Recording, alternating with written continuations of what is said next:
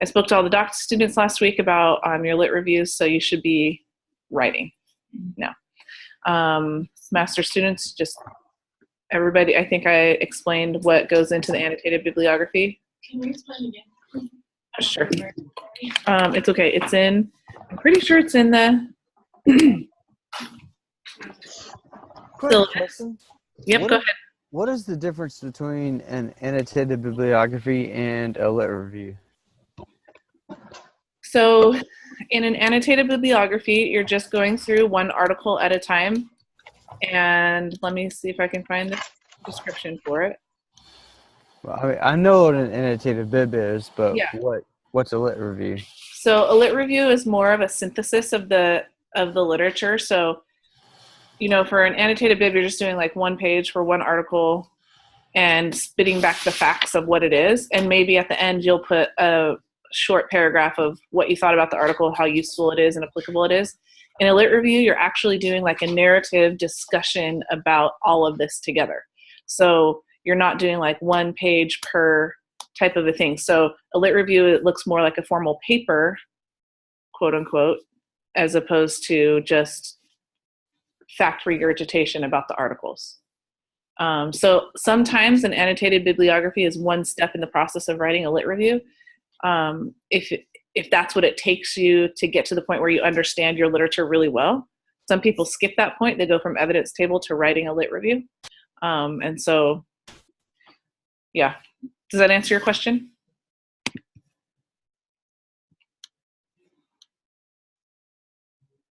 I'm going to go with yes. Yes. Thank you. Our first drafts for the doc students is due the 25th. First draft, actually, yeah, I think so. I don't. Oh, well, look, I got the syllabus right here. Yes, so first draft, November 1st. So, November 1st? Yeah, I still got like 3 weeks. 1, 2, 3 weeks. Oh, look at that. Life just got awesome for you. You have a whole extra week. I'm so confused. Okay, so no, November 1st is when the draft of the lit review is due, and then master students, the annotated bibliography is due the week after, and it's not a draft. That's it. Due. Done. Yep. Okay. What were we looking at in here? That's right. Okay, so master students, here's what you got to do if you've never done it before. Summarize each of the articles in the form of an annotated bibliography using APA format. Summaries for each article must not exceed 1 page, single-spaced, 1-inch margins, 12-point, blah, blah, blah. All the normal stuff. Among other things, students should include a discussion in each entry as to how this article would be useful in writing a lit review for a thesis or a project. So remember, the point of both of these elements, an annotated bibliography and a lit review, is to start formulating this idea, gathering the evidence for it, and refining that idea. So what I would expect for something that you would turn in, what it would look like would be, I'll just show you an example of typing one out. Share screen. You would have your citation in APA format, you know, right at the top. So let's say this is going to be Townsend, Torpy, and Lancaster. Oh, wait. Molly. Heather. Got to put, right? We all know our APA formatting. Got to have initials in there. You what? I feel like we just got upgraded. Yeah. The awesomeness of yoga for RT. RT Nest. And this is in Therapeutic Recreation Journal, issue 47, or volume 47, issue 3, page 34 to 50. That's a long article about. You have that memorized. I do have APA format memorized. It's a little scary, isn't it? Yeah. All the more reason that I will point it out when you do it wrong. Right. Okay, so APA, so for the purposes of this, generally APA format is double spaced on that, but for this, it doesn't need to be double spaced, and I would bold it. And then, so do your citation correctly. come right down into it. And, you know, I would do like 2 or 3 sentences about broad level what the study was about. And then explain the methods. Was it an intervention? If there was an intervention, explain the intervention. Explain the data collection. Explain any instruments that they used. How many time periods they collected data in. What else? Okay, so you're summarizing that method section. And then talk about what the results were, or findings, however you want to call that, results or findings. I don't need to like spit back numbers or anything like that, but do more of a summary. There was no change from pre to post, or there was no relationship between number of times deployed and PTSD rates, or exposure to traumatic experience and PTSD rates. So whatever those findings are, I don't want the numbers, but give me more of the narrative element of the findings. What if some of our articles aren't like, they're just like informational? Like It's like a lit review itself? Yeah, I guess. Or a systematic review? I'm trying to think of an example. So mine is the rural, reducing health disparities in rural women. And some of my articles are just explaining the health disparities of rural women. Okay. So there wouldn't be Nope, perfect. an intervention. Totally fine, That's totally okay. fine. So you're not really going to have, I mean, you don't have to put headings like intro lit review methods, you know, you can if you want for the methods and the findings, but on something like that, it's more just like a summary. This is what it was about, and this is the type of information that I got from it. And the most important part, so after you do results and findings, or this is what it was about type of a thing, maybe some important points the author makes about this, right? So we're not rehashing the discussion in its totality. We just want a few important points that the author made. And then most important is why does this matter to you? You. Okay. How is this contributing to your overall understanding of the topic that you're trying to explore, the idea you're trying to refine? If what you're going to say is this does not matter to my study, then you shouldn't be including that in your lit review or your annotated bibliography. Well, for the lit review, you're not really going to go down this road, but for the annotated bibliographies, if you said this was important, it wasn't as useful as I thought it was going to be, don't put that in your annotated bibliography. Okay, you'll lose points for that. What if you happen to have done some reading in between your evidence table and the annotated bib and you find an article that wasn't in your evidence table? Is that fine? Mm-hmm. Okay, so many of the PhD students asked about this. What if I go over my 10 articles? So for the PhD students, that's okay. That's likely going to have to happen in order to write a good lit review. For the master students, please stick to 10. Okay. Even if you found way more, like pick the 10 best that you think. We cannot do our whole 10 from them, but we can do 10. Like, we'll do something. Like, you should do the majority of what you have in your evidence table, because we've already done the work to find that.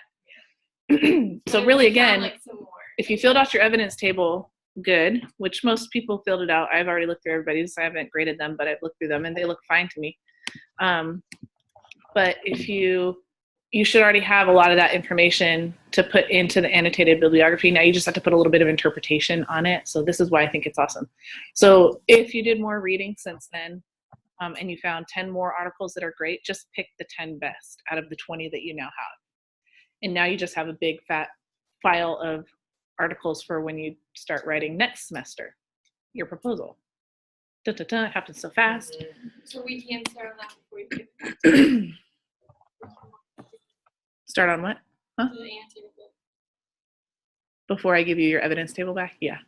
Because, I mean, short of like, well, and I didn't see this in anybody's, but short of like 10 completely random articles that have nothing to do with each other or your topic, which I didn't see, what you turned in is fine.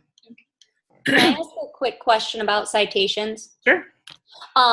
Just because I've gotten mixed results from like professors and stuff, when we're doing citations, do we need to put the DOI number for all of them? Yes, so APA 6 format requires a DOI, but Okay, that's what I not- thought. not all articles have a DOI. Yeah, just the ones that do, like if it has the DOI number, like actually within the article, like up at the top where it says everything else. Yeah, most of the time it'll be on that front page. Yeah. If not, it'll be on like if you found it on like EBSCOhost or something like that, it'll be on that database somewhere. But older articles don't have DOIs. So I would say before 2010, I'd be surprised if there was a DOI. Okay, but include them on the ones that have it. Okay. Yep. Hey, Shannon asked, wait, Yeah. Ron? Okay. She asked if the same 10 articles that we use for our evidence table can be used for our Yeah. It should other thing that's not a lit review. annotated bibliography. It should be the same 10. That's the thing. It should be mostly the same 10 articles.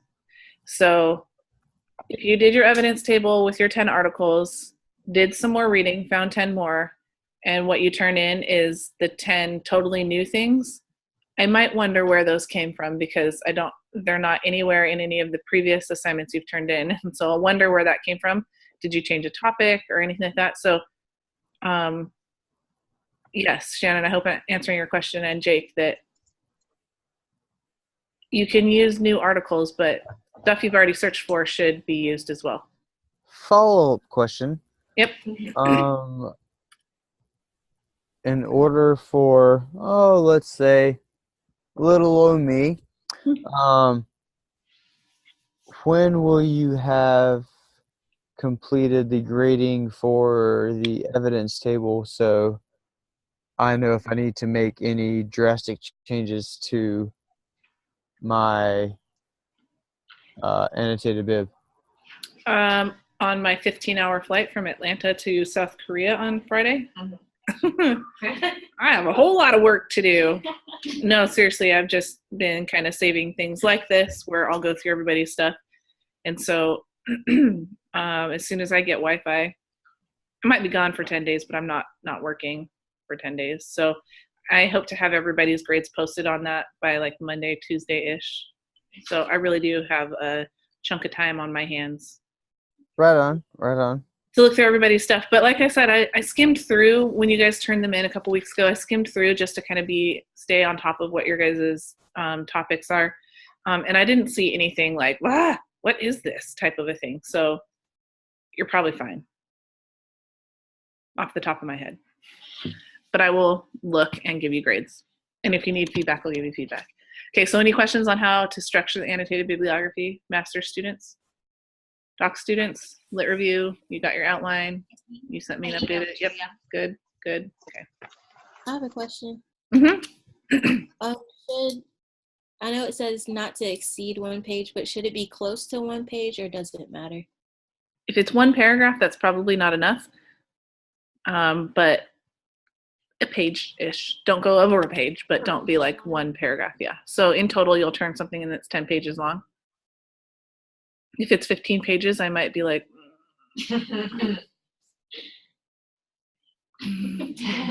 if it's 4 pages, I'll be like, what? Okay. But good question. I like that scale. Yeah. I like your scale. Yeah. So really manipulate. My eye twitch scale, is this what we should call it? How much is Dr. Townsend's eye gonna twitch when I look at your assignments? Yeah. Okay, wait. I have to show you guys a funny grading meme. I didn't think those things were important until I started grading undergrad stuff. Like, I was grading undergrad stuff for 2 hours before I came here, and I'm like, oh, you didn't follow. What was the same as me? Oh, there it is. Hold Hold on. I have to share the screen with everybody. This is because I hate grading. I did that only with one person this afternoon. I have a whole folder full of funny memes like that. So this is what I just thought of when I was talking about the eye twitch. You must be looking at one that I hand wrote.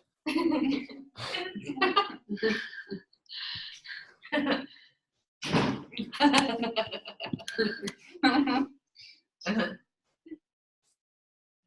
like that. This one is my favorite one. This is why I don't friend students on Facebook. So if I have friended you on Facebook, you're lucky, because I like to like complain about grading at the end of the semester, and I post like a meme, you know, meme vomits of things like this. And then, yeah. And then hold on. You just can't with Fran though, like that would apply. What? Oh my god. The one you posted about you read those too. We read your comments. Fran, like you can't read any of it. I don't Oh, know it's if you read handwriting. this. Well, I do everything in track changes, so That's good. I mean, yeah. He I can't would even read agree. it. I've asked him, It was like- what's this? And he's like, He's like, if you see something that looks like an N, that means good. My last One's one's away, yeah. yeah. So like, what do you think that? It literally, like, I was like, to anyone that looks like angel. Like, what could that mean? It was like A-N. It was Oh, it's like okay. prophecy coming. Yeah. I'm trying to find the other one that I really love. Yeah,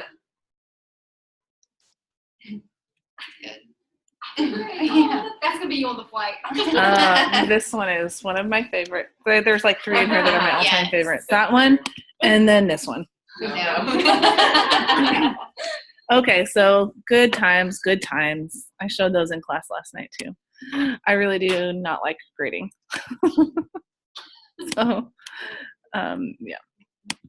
Okay, so no class next week, annotated bibliographies, lit reviews, we're all okay on top of that stuff. And then I think that's it. I'll get evidence table grading type stuff and feedback. I mean, I'm not going to do like track change type feedback on there, but unless it's crazy, and then I'll give you some comments. But okay, class for tonight. Woo! You guys had some good comments in everything tonight, and I hope that if you had questions, I hope that I will address them. All right, so let's talk about other types of research. So before we dive into it, what are some types we've already discussed in class? Systematic review. We talked about systematic review for a really long time, and meta-analysis and meta-synthesis kind of all linked into that one. What else have we talked about? Let me look at my notes. Lit reviews-ish, yeah.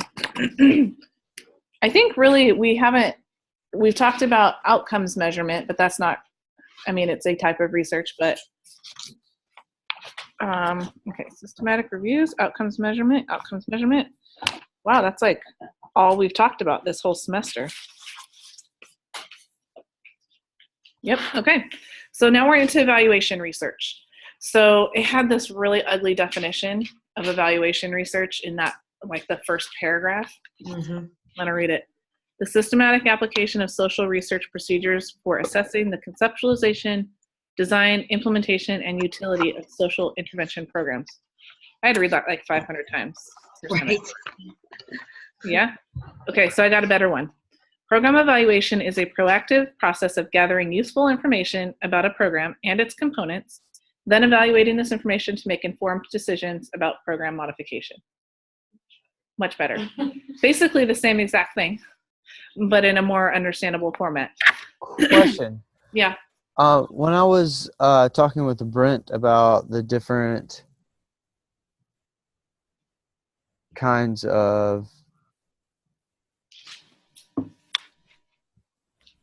sorry, I lost my train of thought. That's okay. I thought your technology went out, but Nah, just spacing out. The different kinds of ways that I could go about with proceeding with my project. mm-hmm. A program evaluation was one of them. Mm-hmm. But with what he sent me, it required an already standardized assessment that went with it. Mm-hmm. And I wanted to use my own, so I went with a different one. You went with a different one, as in you created your own? Yes. Well, I didn't do the program eval. I went with, he narrowed it down to 2, and I didn't choose the program eval. I chose the other one. Oh, 2 project types. So program evaluation or something else. Well, okay, so what's your question? Would I have to use that assessment in a program eval, or would I be able to substitute one for another? Um, maybe, yes. So it just depends on what kind of evaluation you're doing, what you're trying to evaluate, and what that standardized instrument was meant to evaluate. So were you trying to evaluate an outcome, or can you give more details? Yeah, I told you before I want to look at the differences in social functioning levels of traditional athletes versus unified athletes. Mm-hmm. And instead of going, I went with a general project versus, oh goodness, what was the other one? A thesis?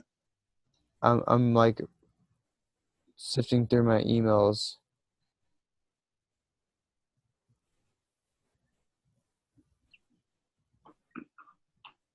The program eval or general project. And I decided to go with the general project because it gave me a little bit more creativity and freedom of what I wanted to accomplish with my project. Okay. So still curious, what's your question? Sorry, I'm trying to. Oh, I was just making a statement, not so much a question. Oh, okay. Okay. Then, Are we on the same page now? I think so. I don't know if I answered your question though. The only question I had was the only thing that kept me from doing the program eval was it gave me an assessment that I had to use, and that's not the one that I wanted to use. Well, that might have been a specific, type of program evaluation, or I don't know. Without more details, I can't answer that too much more specifically. But if you are trying to measure a specific outcome and there is a instrument that will measure that, then that's what you have to use. And so if you identified a certain outcome and he said this is what you could use to do it and you didn't want to do it, then you don't have to do it. Then you can't. If you don't want to use that, then you don't do the evaluation. We haven't quite narrowed down the assessment that I'm going to use yet. Okay. Because it is very difficult to find an assessment specifically for measuring social skills. Yeah. So what I am gathering then is that you want to create one yourself that you can tailor to be specific to your program and your needs. And that's okay. That's what a lot of program evaluation does. I'm thinking that I am going to have to go with that, and just take like 2 or 3 that I'm interested in and nitpicking what I think will be best for my athletes in order for them to understand and comprehend everything out of the assessment. Yeah. So that's one of the things that we kind of encounter when we do any research or, whether it's program evaluation or something else, is when we're faced with instruments to choose from, if we don't like them or they don't address what we're trying to address, then we have to try to come up with some way to still measure what we want to measure, right? Or quantify what we want to evaluate, measure what we want to evaluate so we can have some results. So sometimes that means making our own instruments and assessments, and other times we can use something that's already established. Right. But by doing that, my biggest concern is all these assessments that I'm choosing from have a high validity and a high reliability rate. Yes. And me just compiling some of that information is not going to be, oh shit, the cat fell. Sorry. It's not going to hold that kind of weight. Yes, you're right. So, you know, Jake's program evaluation instrument is not going to be a reliable and valid instrument as opposed to something that's been standardized and used over and over and over again and tested with different populations. And it is a good quality thing that everybody knows that if you want to measure this. So it's the trade-off. You use something that is kind of sort of what you want, but totally awesome, or you pick things from a bunch of different things and you put it into your own thing, and there's no information on whether it's good, bad, or anything in between. Yeah, and that's going to skew my evidence. It will limit your ability to make generalizations, and could potentially give you problems in interpreting your data too, because let's say you have one of these instruments that doesn't quite measure what you want to measure, but it's got like 10 items. It has a clean way to score it, and that gives you a score from this to this, and higher scores mean this and lower scores mean this. So, but you don't want to use that, so you pick 4 items out of it, and then you find this other one that has 25 items. You really like it, but you don't want to use the whole thing, so you pick like 3 items out of that one, and so you pick and choose out of a whole bunch of different things into one survey. Well, how do you score that? Because each one of those individually has its own way of scoring it and interpreting it, and now you've compiled them into one. There is no standard way to score and interpret those numbers. Right. And so if that is absolutely what you want to do, you're going to have to come up with some way to do that and justify the way of doing it. Right. And I think my initial thought when I was in the beginning stages of coming up with ideas of this project,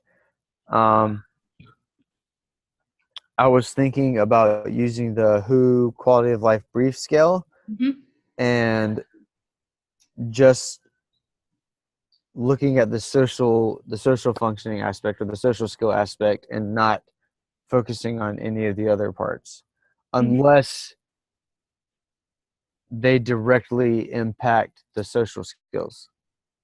Okay. That's fine.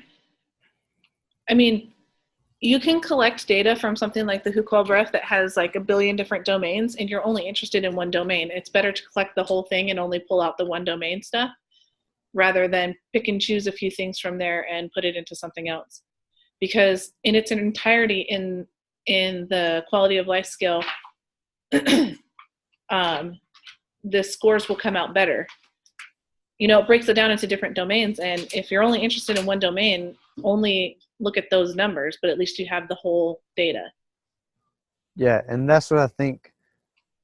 I've been thinking about this for months and months and months on end, and I think that's probably what I'm going to end up doing is, I mean, I have to give the entire WHO Qual brief assessment, but as I'm scoring it and interpret the information, it'll just be on the socials. Yeah, and that's better than making up Jake's quality of life scale. Although I think it would be kind of badass. It might be, but it also might not be. And if you're trying to make programming decisions off of that, you're better off basing it on something like the WHO Qual scale than your scale. Yeah, I agree. So this was going to come up somewhere in our conversation today, so good jumping the gun there, but let's go. We'll come back to this again. So starting more basic with program evaluation, what are the 2 types of program evaluation that this article talked about? Formative and summative. So, you know, what Jake is talking about is a summative program evaluation. He wants to know after the fact how this is impacting an outcome. So whenever we talk about outcomes research, a lot of times that can be considered a summative program evaluation. And then there's formative program evaluations, which would be like, while it's going on, like making changes, Mhm. things like that. like You can use any of the data at any point to make changes to the program, and it's kind of like this feedback loop, right? So get a little information, put it back in, make tweaks, then ask those questions again, get a little information, put it back into that program, make some tweaks. So formative program evaluation is this ongoing iterative process. We do it over and over and over again. And there's lots of different ways or elements that we can measure in a formative program or formative evaluation. So we can, the example that it provided in there was in relation to a group treatment for stroke patients. So let's say you were asked to develop this and, day one, start, go. Maybe a couple weeks in, you want to do some type of evaluation just to see how things are going, right? So things you can evaluate. Is the program being carried out as planned and designed? Are patients being recruited in sufficient numbers? Are all the patients who need the service being reached? Is there adequate access to resources? Are the clinicians performing their tasks satisfactorily? What are the program costs? So all of that can be ongoing at different stages in that early program development and implementation, and then you can use it to make those tweaks. What if it is like crazy and expensive to do this program and you didn't really see that up front, but 3 weeks in you're like, we can't keep doing this, it's so expensive. You're going to figure out ways to cut costs right away, right? And then you'll do it, or you can't keep doing the program. Okay, so it's okay to make changes while programming is happening. Hopefully not while you're in the midst of an outcome study where you're trying to see the impacts, because you have to keep things consistent. But when we're just starting programs, this is a really good way to help refine programs and improve the programs. Administrators might be interested in understanding the clinician satisfaction with the program, or how is, if we're talking about like an interdisciplinary facility, how is this program impacting behavior in other departments? So something that in one of the other classes that I teach, there's a lot of people who work in long-term care, and they're always talking about how RT impacts negative behaviors of their patients there. So like verbal outbreaks and, hitting and stuff like that. And that's not something that they necessarily always see happening in RT, but they hear about it elsewhere in the facility, that PTs and OTs are talking about how they're having better, potentially better behaviors, because they're doing RT. Right? But that's good to know ongoing, like if you have to justify your existence, right? Maybe an administrator comes up and mid-program and they're like, well, we don't know if we should keep you around or not. And be like, no, look, I have data that says that I do good things, right? But it's program evaluation data that we just collect on an ongoing basis. Maybe there's some policy about every 3 weeks we review incident reports to see how many of those behaviors are decreasing or happening, and then we can see if they're decreasing or not. I don't know. Okay, so those are some formative elements. Some summative elements for program evaluation can be length of stay or discharge placement. So this is not an ongoing thing. It just happens really one time in regards to a patient or a program, usually at the end. Functional level of patients at discharge, so any functional level in any domain, and that really sometimes connects to that whole outcome thing. So quality of life, like Jake is talking about. We can look at effect on overall quality of care. So there's lots of different things that we can look at, but summative happens at the end, and it's just usually a one-time thing. What are your thoughts about doing that in RT? Do we do this type of evaluation? I don't know that I see a ton of formative evaluation, but I do see more summative evaluation. But I think we should do more formative evaluation. I feel like formative is like Talk loud so that this mic picks you up. am I wrong to think that like it's more like managerial? Like RT managers, like program directors, CEOs. Like that the information will go back to them? Yeah. Yeah, because I mean, your frontline rec therapist can collect this type of data as well to some degree, but it might be the management level rec therapist who would evaluate whether or not so this is the program being carried out as planned. So maybe you have a treatment protocol And you, as the manager, are going to go and sit and watch this program being carried out over the course of a week, and all your different rec therapists are implementing all of it. And you're going to just observe and see how much they are doing the program the way that it was designed and what the protocol says. And so then you collect so much data on that. And as the manager, you'll use that maybe in performance evaluations. Like, Molly, I need to talk to you about how you're implementing this program. Here's how it's designed. And you're like way out in left field. Why are you doing this? Okay, so that might then, well, that's a different thing, but then you might use that information to go to a higher level admin person and say, we need to fire Molly. When Sorry, Molly. Okay, so yes, I mean, some of this formative stuff would be used more in the management element of what we do, but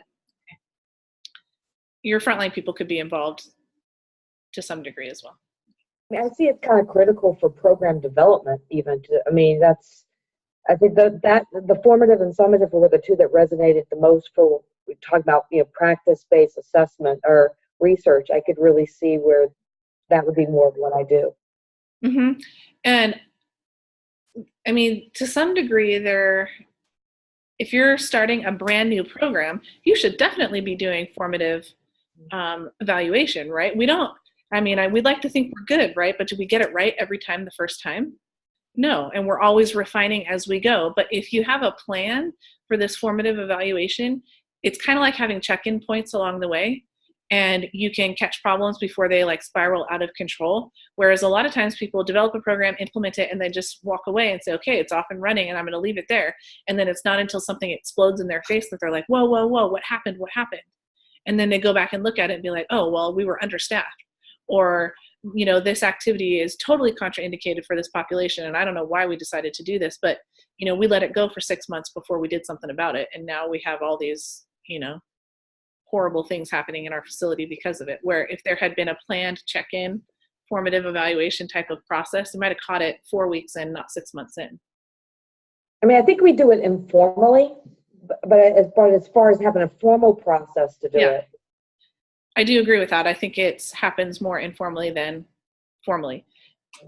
So, and this is also why we do pilots too, is doing things on a small scale. Survey Monkey is a great way to check in while you're doing that. But I mean, I think it needs to be more thoughtful, I guess. Yes, more thoughtful, more systematic. I use that word a lot in talking about in this class, and that's because a lot of what we do, like research in rec therapy and practice, is not systematic. It's just off the random tree, and which may or may not have any findings that are usable in any way, and then, any way in our facility, and definitely not in any way beyond our facility, right? And so there has to be a more strategic, intentional, thoughtful, systematic way of gathering information about our programs, about our outcomes, in order to be able to improve those programs, improve those outcomes. I want to say, at one facility that I worked at, and it was really an awesome facility, it was a skilled nursing facility, and we had such turnaround that we were lucky enough to start a stroke treatment program, and it was with myself, the music therapist, the animal assisted therapist, and the art therapist, and we were able to do all of those things, to have the formative assessments going through the entire process, and then also have the summative assessment at the end to see, where the residents' functional levels were, because they were going through this entire rehab process and hopefully discharging back home because it was a skilled nursing facility. So it was a great program that we were able to do, and it was on a 6-week basis. They come in right away, we get them right after they've had their stroke, get them through this process, run them through the program, and see where they were at the end. So it was a great thing. But there aren't that many facilities out there that are willing to do all of that and go through that process. And the nice thing about it was not an expensive program. You use the tools that everybody has in every facility, but you also don't have on your staff, a music therapist, an art therapist, and an animal assisted therapist, as well as your RT. But if So you you make can, a good point there that it doesn't have to be expensive. No. I think a lot of people, when they hear research, like capital R research, they think, oh my gosh, that's going to be so expensive. We can't do that. But when we're talking about program evaluation, this to some degree is already incorporated into our API process, right? So you described a lot about having assessments and having them go through the program, and then you're doing evaluations at the end. That technically is program evaluation. But what do we do with that information usually? It goes into patients' charts and it never goes anywhere else, right? It's not really program evaluation. It's not useful data unless we then take it and do something with it, right? So instead of having just, patient A finish their 6 weeks in our stroke rehab program, and here's their outcomes, tuck that into their chart and file it away to never be seen again. Now let's just collect up every single patient who's done our 6-week program over the last 5 years, and now we have a crap ton of data, right? And we can look at, as a group, what are the outcomes? And so maybe what are some of the outcomes that you guys are trying to achieve in that program?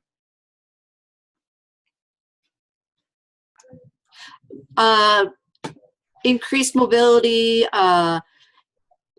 speech, improvement in their speech, improving their neglect, anything that you would want to improve for anybody that would have a CVA. So it would depend actually on which client you're working with and what their deficits were in. So it was a variety of things, though. Exactly. So it was geared for each resident and wherever their deficits were. But we would still use the same, each person had a program that was specific each week. So each week you had a specific program that they had to follow, which would encompass all of the areas that you wanted to try and improve their deficits. Yes. So So cool. That's more outcome focused evaluation, totally fine. But you could also add some components in there to do a broader level program evaluation, where maybe you're asking your patients now to rate their satisfaction with that 6-week program. So now you have a patient satisfaction component. Maybe they're going to rate you as a staff, like as a therapist. Were they attentive to your needs? Did they have good bedside manner? I don't know, things like that. So then we're playing into this kind of program evaluation, broadly defined program evaluation, right? So we've got outcomes program evaluation, which is super important for things like reimbursement, et cetera, building our knowledge base about our interventions and such. But then we have this other level of program evaluation that sometimes is information that's more interesting to administrators, because that's easy for them to understand. How many people went through our program in this period of time? Numbers, satisfaction, things like that is what, like, sometimes administrators really like to see, that type of thing. But it's not always useful to us as the therapist. We want to know if my program's making a difference. Good example. They talked a lot about the use of pre and post test with this research. And even I know we had talked about it in one of the other sections about why it's so difficult to do research during practice. And that's because you don't want to not give your treatment to certain populations. So they kind of hit on some of that here, and how a pre and post can avoid not treating certain people that could benefit from it also. Yeah, so we've talked about this before in terms of withholding treatment, so that you can have a control group, so that you can compare between people who get the treatment and don't get the treatment. But program evaluation doesn't really do any of that. It's not about comparing treatment to no treatment. It's just looking at the treatment itself, the program itself, and trying to understand about it. Okay, so you can do pre and post. So when it comes to outcomes program evaluation, so this is the A and the E in API. A is your pre-test, E is your post-test. So I'm saying it's research is already built in to what we do. It is, we just have to do it, right? We just have to implement those, give those assessments, use those tools, the good standardized tools, not like, Jake's quality of life scale, I'm just kidding. Not really, but so we have to use good, standardized, validated, reliable instruments, give them multiple times, pre-post, maybe a follow-up as well. And that produces that knowledge about the outcome, about what the impacts of our program is. And that is considered program evaluation on the outcomes level. But the broad level program evaluation stuff about satisfaction and things like that, that doesn't require withholding any type of treatment either. So if we're concerned about this ethical issue with withholding treatment, that's not really an issue in program evaluation. All right. Just looking at my notes here.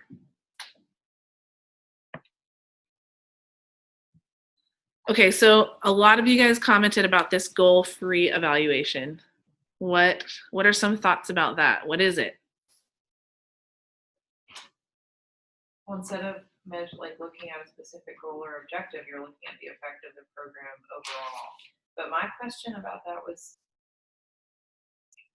how do you determine success if you don't have goals and objectives? You still have the goals and objectives in the program, but in terms of evaluating it, you're just not attaching it to your evaluation. So how would you evaluate it then without this is kind of like exploring. We call something like this. Like a gut feeling. Yeah. So it can start with something like that, but this is where we would want to explore the impacts, right? So let's say that I work with veterans and I know for sure that my program is targeting PTSD symptoms and their functioning. But they make comments that make me feel like something else is going on, but I don't know what it is. I know that it has more impact than just in their PTSD. So I would potentially do this goal-free evaluation to understand what these impacts are. Now, a goal-free evaluation is not necessarily a rigorous study. It would probably be something really hard, very difficult to get published because it's just like, where else that makes it seem like it's like totally wishy-washy, and it's not, but it's not tied to my program goals are to reduce PTSD symptoms and improve psychological functioning. Well, that's great. And I think that's what's happening, but I want to explore what else is going on. So when I talk to my participants, I might say, I might have a series of semi-structured questions. In what ways is this program influencing your life? They might talk about PTSD, but they might not. They might say, oh, I sleep so much better. I have less anxiety and I can just feel it. Like I don't feel this in my soul. I'm not worried about things all the time. And they might describe their experiences with reduced symptomology and not use the terms actually. So they might say things like, when I walk into a crowded space, I don't feel so freaked out by all these people. When I'm in restaurants, I don't sit with, I feel okay sitting with my back to the door, where before I've never been able to do that before. So that's tying directly to the PTSD. But when they say things like, I'm better able to talk to my family members and things like that, I'm just really exploring, and that's goal-free. When you just leave it broad, open-ended, tell me how this is impacting your life. And so you can explore more with that. Let's say you're not really sure where you want to go with some future research. Let's just do something goal-free and see what people say. And so then you would have a bunch of people that you ask all those questions, and then you would collect everything they said and see what was said the most, or what wasn't, or for each individual what was different, things like that. There are some themes, some common themes amongst what I'm saying. I'm going to talk to 20 different veterans, and out of 20, 15 of them said that they sleep better. Well, maybe future research, I'm going to start measuring their sleep habits. Now I have an extra goal, program goal. Right? It's not just PTSD symptomology, it's sleep as well. So in Marika's current study right now, the yoga research, we have a person, so we're measuring physical fitness and functioning right now with yoga, pre and post, but we have a person that came up and said it twice now, on Mondays and Wednesdays or whenever those days are, not to give out any, I sleep better. Yeah. And this person has said this twice now. Yeah. So let's just say all your people say that it's not something you're measuring. And inherently, we know that our services have effects in lots of areas of people's lives, right? But when we kind of have to identify these very specific areas for funding purposes or administrative purposes or whatever, we get really specific, and we maybe detrimentally, we get super specific on what we're focusing on. And so goal-free evaluation can be really informative and enlightening. We don't see it published much, but that's not to say that it can't be. I think it has to be done in a rigorous enough manner for it to come across as not just like chit-chatting around the fire pit one night, roasting marshmallows. Tell me how you feel about this program. Well, I really like it because, I like roasting marshmallows, whatever. So, yeah. So how would you approach asking? Don't narc marshmallows. Sorry. So how would you approach asking like your administrator if you were like your therapist, like how you would say like I want to do a goal-free evaluation of the study I'm doing or like the program I'm doing? You would just say goal-free evaluation, or would you like say something? I wouldn't call it that because because it just sounds like wishy-washy, right? Yeah, like so would you say something else? I would say something kind of along the lines of what Heather said. Over the last 3 or 4 months of running this program, I've had numerous people come up to me and tell me that they've seen these impacts on their life from our programming. And this isn't a targeted impact or this isn't an outcome or an effect that we're targeting. I'd be really interested in doing an evaluation of our program to see if there's something else that our treatment services are impacting that we need to be more aware of. So I wouldn't call it like a goal-free evaluation. It's just a program evaluation. Oh, that sounds interesting, Molly. What are the methods that you would use? Well, I'd like to select 10 random people and do some interviews with them, and some semi-structured interviews. I'll ask them 4 or 5 questions and just let them tell me where they think the impacts are. So, that sounds good to me, Molly. Go right ahead. And I'll even pay you extra for it. That won't happen. I guess I'm rehired. Oh yeah, you got fired earlier. Molly's working hard to keep her job. Way to go. Redeeming yourself. And now she's rehired. Yeah.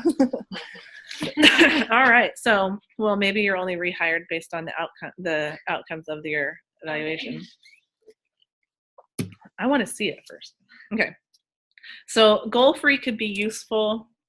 It doesn't get published much, but I would say goal-free evaluations, if you wanted to get them published, could be something that could go to a practitioner-based journal. So something like AJRT. And you could write it up as, an exploratory evaluation or an exploratory study of the outcomes of our program for veterans with PTSD. You talk about what the intended outcomes were, or the targeted outcomes, and then say we did this because we found a lot of people telling us that there was all this extra stuff happening too. And here's what they told us, blah, blah, blah. Future programs may want to target these specifically. All right. Okay, so what are some limitations of evaluation research? They were saying that oftentimes there's a lot more than just one goal. How do you figure out what the benchmark is to deem it successful? Mm-hmm. We can't measure everything all at once. So that's my answer to that. And most programs have multiple goals, right? And that's totally fine. So that is the question, like the $10 million question, right? How do we decide what to measure in this or examine in this particular evaluation at this one point in time? And I think that's something that has to be discussed between whoever the evaluation information is meant to go back to. Is this an admin thing or just amongst the rec therapists? We just want to know. So if we're all the rec therapists in a department and we're about to undertake an evaluation, we could talk about what we think we want to know right now. If you know that in the next 2 months, you're going to be on the chopping block, there might be some very specific information you want to gather. So, and hopefully you choose well in terms of gathering that information, right? Yeah, does that answer that one? What other limitations?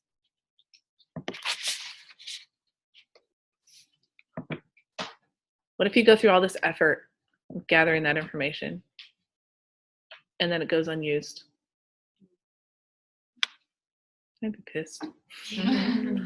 All my effort, all my work, all my time, all our patients' time, our clients' time, whatever, and then nothing. And that happens a lot.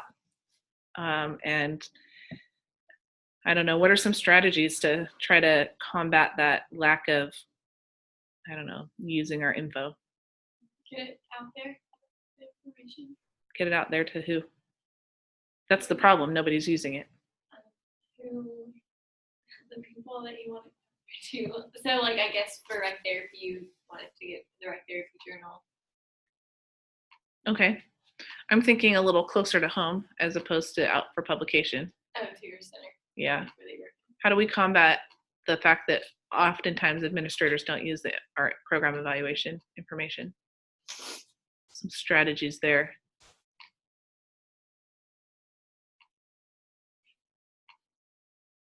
Like they won't let you make changes based on your program Maybe. evaluation? Or you write up this great report that's here's the themes from what we found, these unintended outcomes, and we've put it in a nice report, and your boss is like, interesting, and just like tosses it off to the side. Go to your other boss. If you have another boss. What if you only have one boss? Start talking to them. Wait till she moves on, because they always do. That might take 10 years, but yeah. It took 5.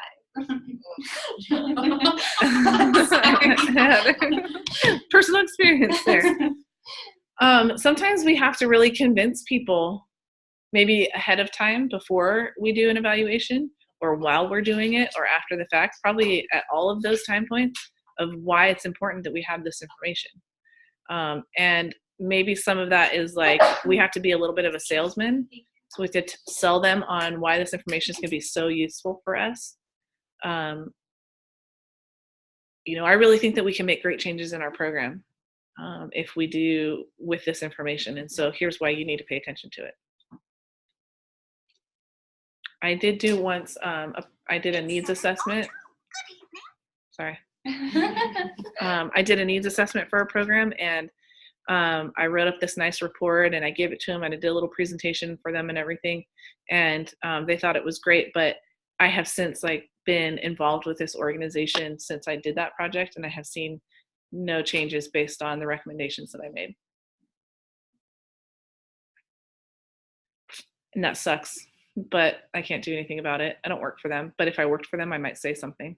If I was employed full-time and I went through all this effort and saw nothing happening, I might check in, maybe strategically with a neutral person. Could you require follow-up in your eval?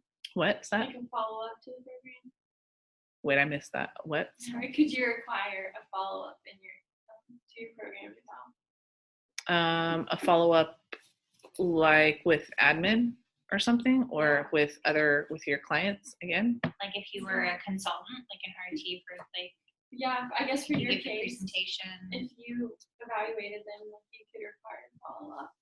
Sure. 6 months, have a check-in. How are things going based on all these recommendations? If that was it, I did do this for the consulting class. And so that's kind of there's a fine line there with that. As a consultant, we kind of are always interested to know whether or not people are using our information, especially since we're not connected to them all the time, full time. Afterwards, we leave and we go do another job somewhere. Generally, I would say no, it's not really, doesn't really happen a lot to do that follow-up. Let's have a check-in 6 months later, and I'm going to yell at you if you're not doing what I told you to do. Ultimately, it's up to them, right? In a consulting situation. And ultimately, it's up to your boss if you work there full time. I would hope that they would be like, yeah, this is useful information, which is why maybe you have to front load it before you do the study. And as you're doing the study, this is so great. This is how it's going to make a difference, so that they have buy-in from the get-go. Hopefully you have that in a consulting situation too, but not always, especially out of sight, out of mind, right? The consultant does their job, gives the report, makes the recommendations, and leaves. And then they're like, we like it. We're just not going to do it. It's too much effort right now. We want to focus our energy elsewhere. That's their choice. So just coming from a practical standpoint, if your boss doesn't if you're not seeing eye to eye with your boss, like you could use your treatment team around you. You could use the social workers and the nurses and the PTs and OTs or whatever, right? And like be like, hey, you know, patients are saying this. I think it's coming from RT. This is really good. And, like, as long as you have data to back things up, yeah.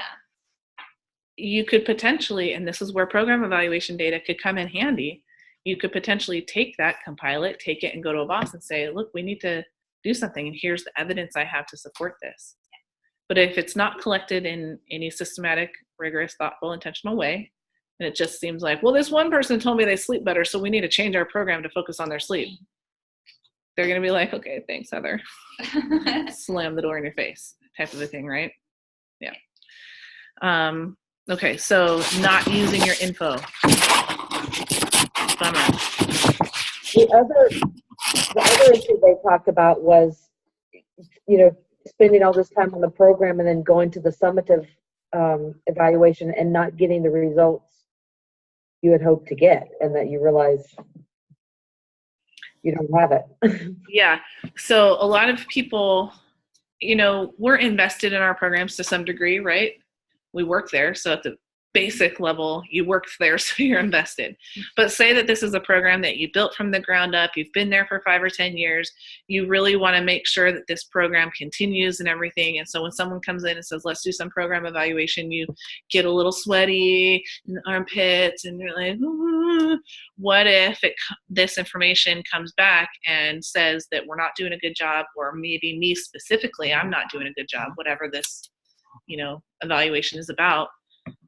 I forgot where I was going with that. But like are you going towards the bias? Typical Jake Space Cadet moment. I Yeah, get it. sorry about that. Yeah, so so the bias is that we choose to only measure things maybe that we know are going well. So we're kind of reinforcing the things that we know, which is not always the most informative thing, right? Yeah. If we know something's going awesome, why would we choose to use, like, gear all these resources towards something that just reinforces that? Great, it is good. Now we have some evidence, but maybe we know there are some issues somewhere that could use some help, but we choose not to measure that because we don't want to get that critique. Some people have really soft skin and they can't handle that critique. The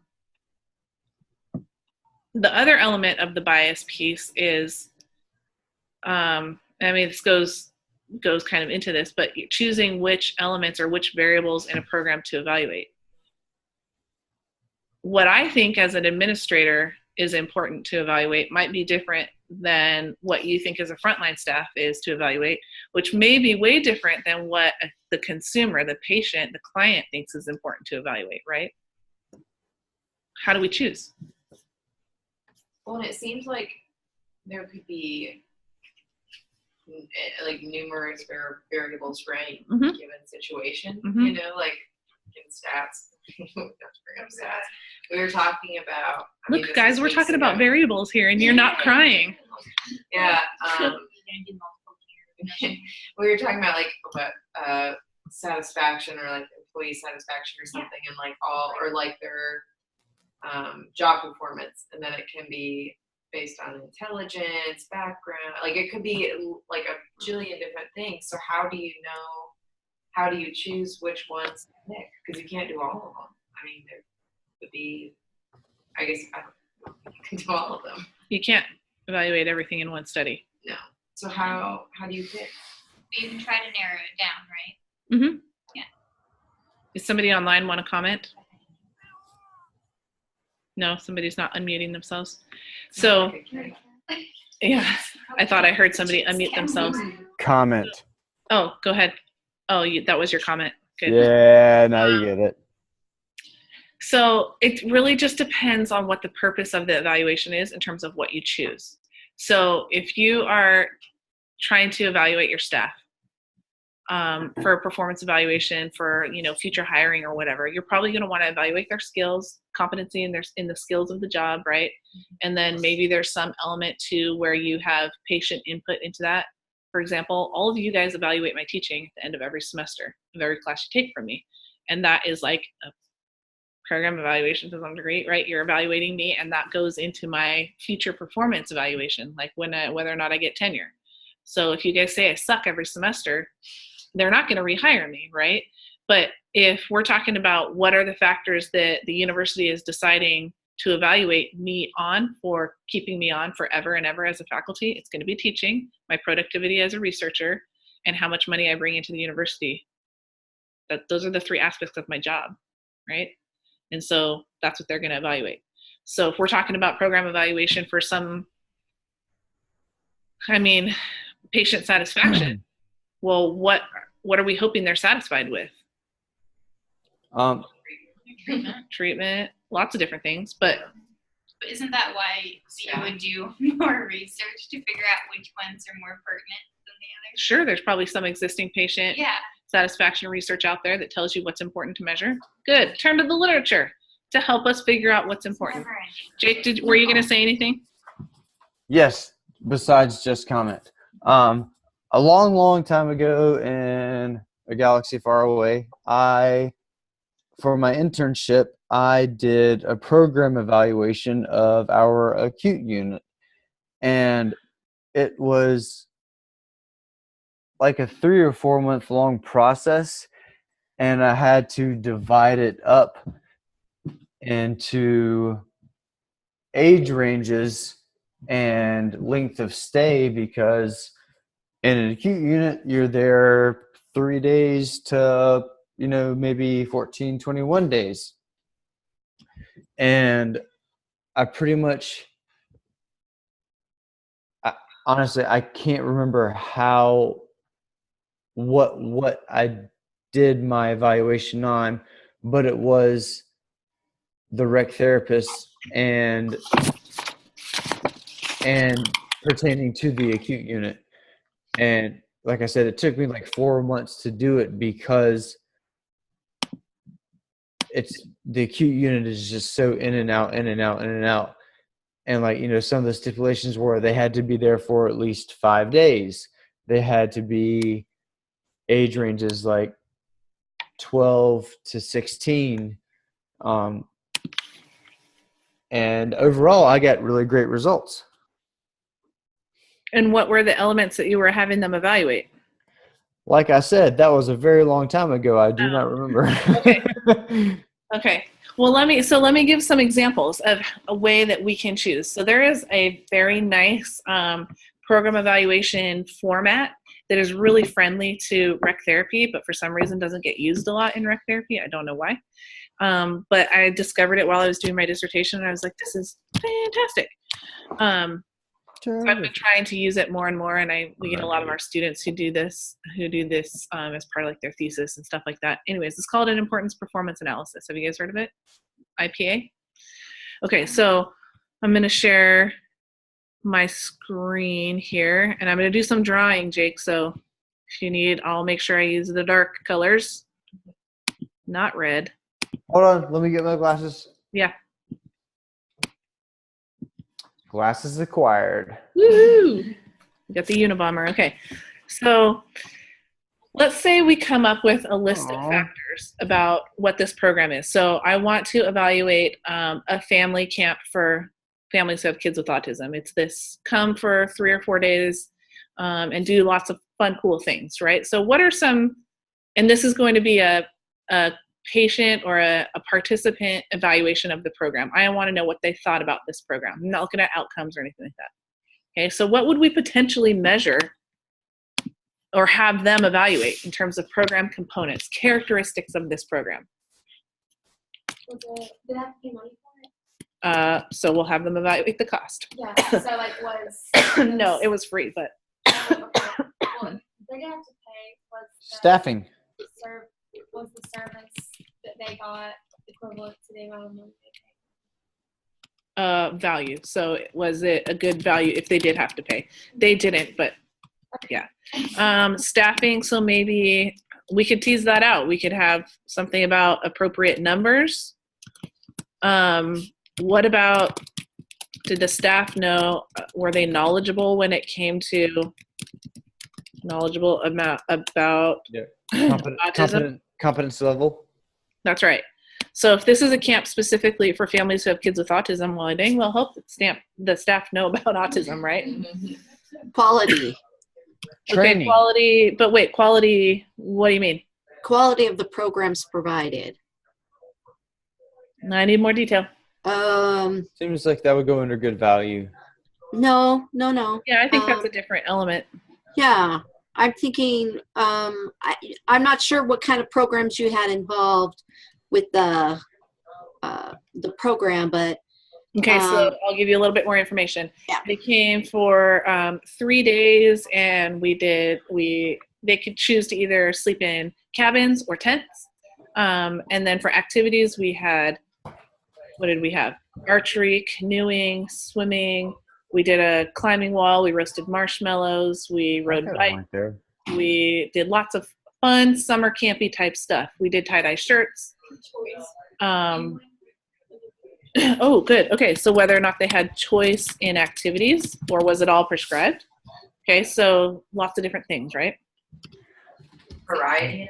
The evidence-based research behind the activities. Variety. Was it evidence-based? Hannah's voice is gone, so she can't speak loud. Okay, Pull so together, Hannah. organization, like, was it well organized? Okay, so we weren't just wandering all over doing whatever we want. Okay, what other elements of the program do we think we could measure?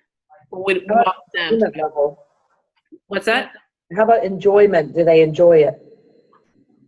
Could you do that? That's not a program characteristic, right? That's their perception of something, but we want like characteristics of the program. So components of the program, Okay. not a broader level enjoyment satisfaction thing.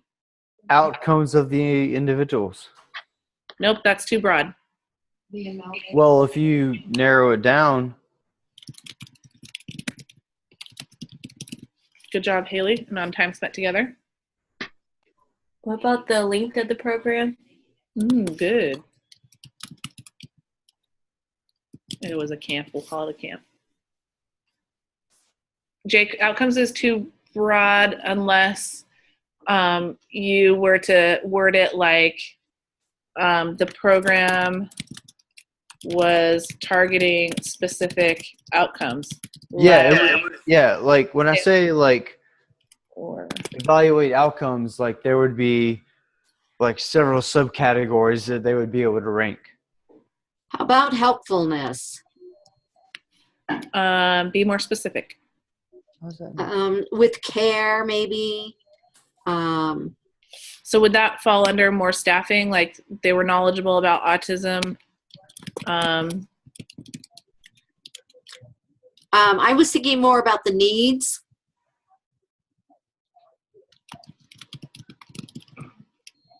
Helpful with our family's needs? Yeah, definitely.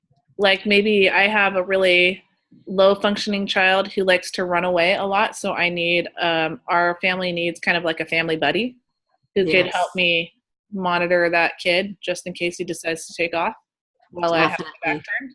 Okay, so helpful. What about time and frequency of like when these different activities were provided? So like was archery only offered in the morning, or was it offered in morning and afternoon, or Okay. anything like that?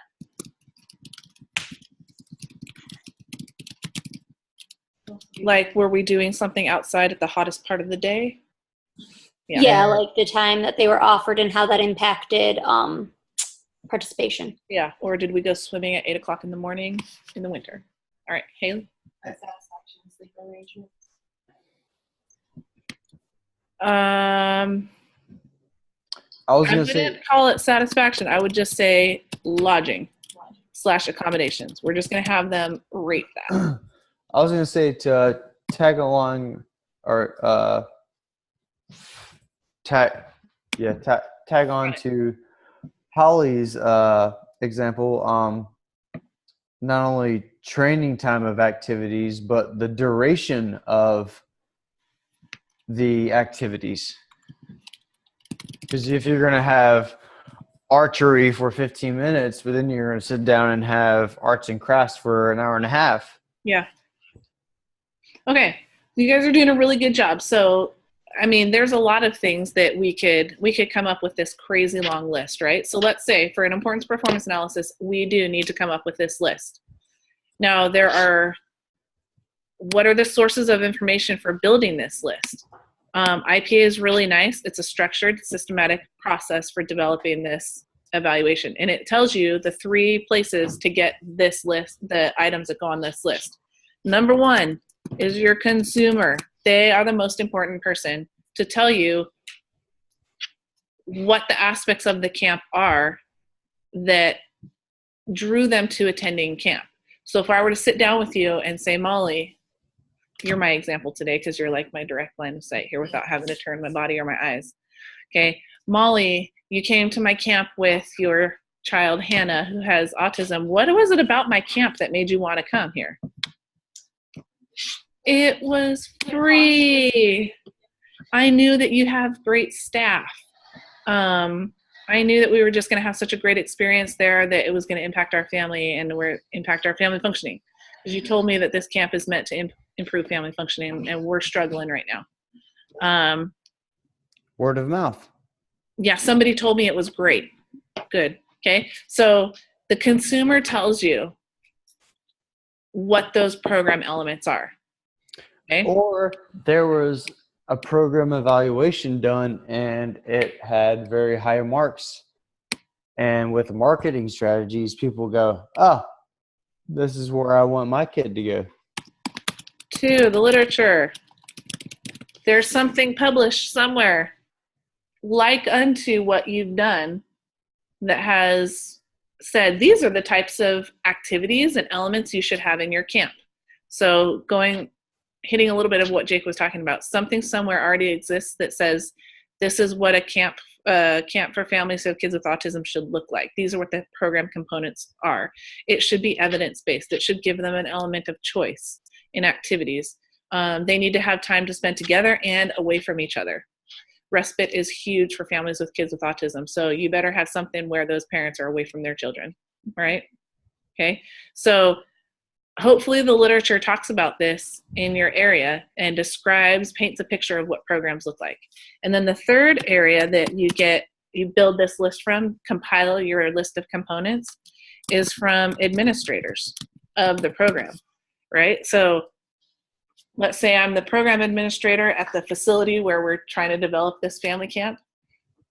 And I really have wanted this family camp for years and years and years. And I have opinions about why I think it would be good to have this family camp. So I'm talking to you, my researcher who's developing the program for me. And I'm telling you why I think it's important that we have this camp. We really need to have something that is here for families because they don't get any breaks. They have no respite opportunities. All of the camps that exist are just for the kids, nothing for the family. And I know that family that plays together stays together, types of things. Okay, so your admin people are going to have insights.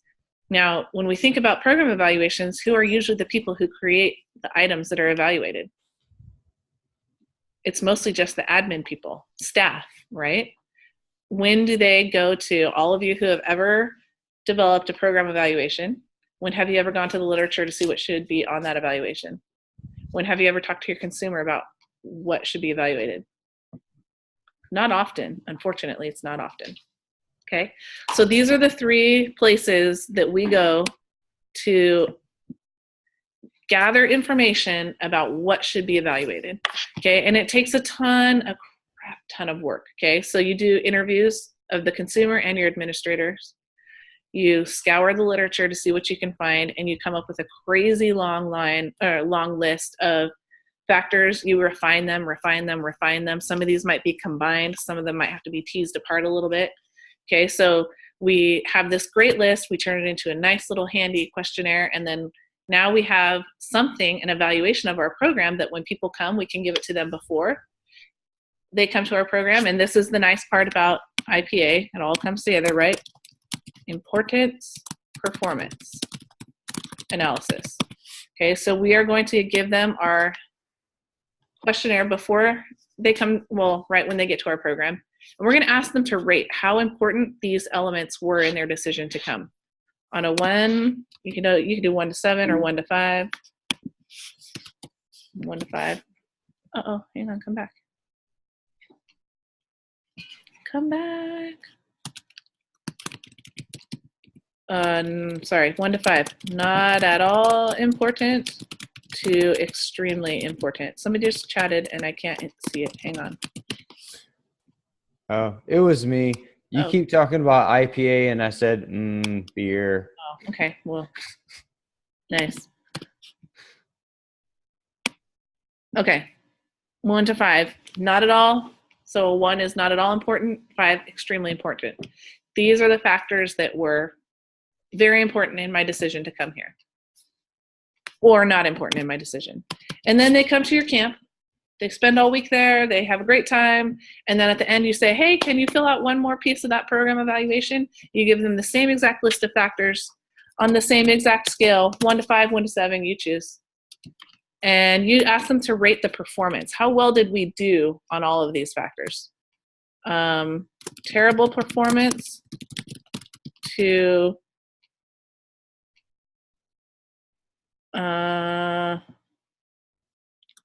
I can't remember the high end. It's awesome. Excellent. I think it is excellent.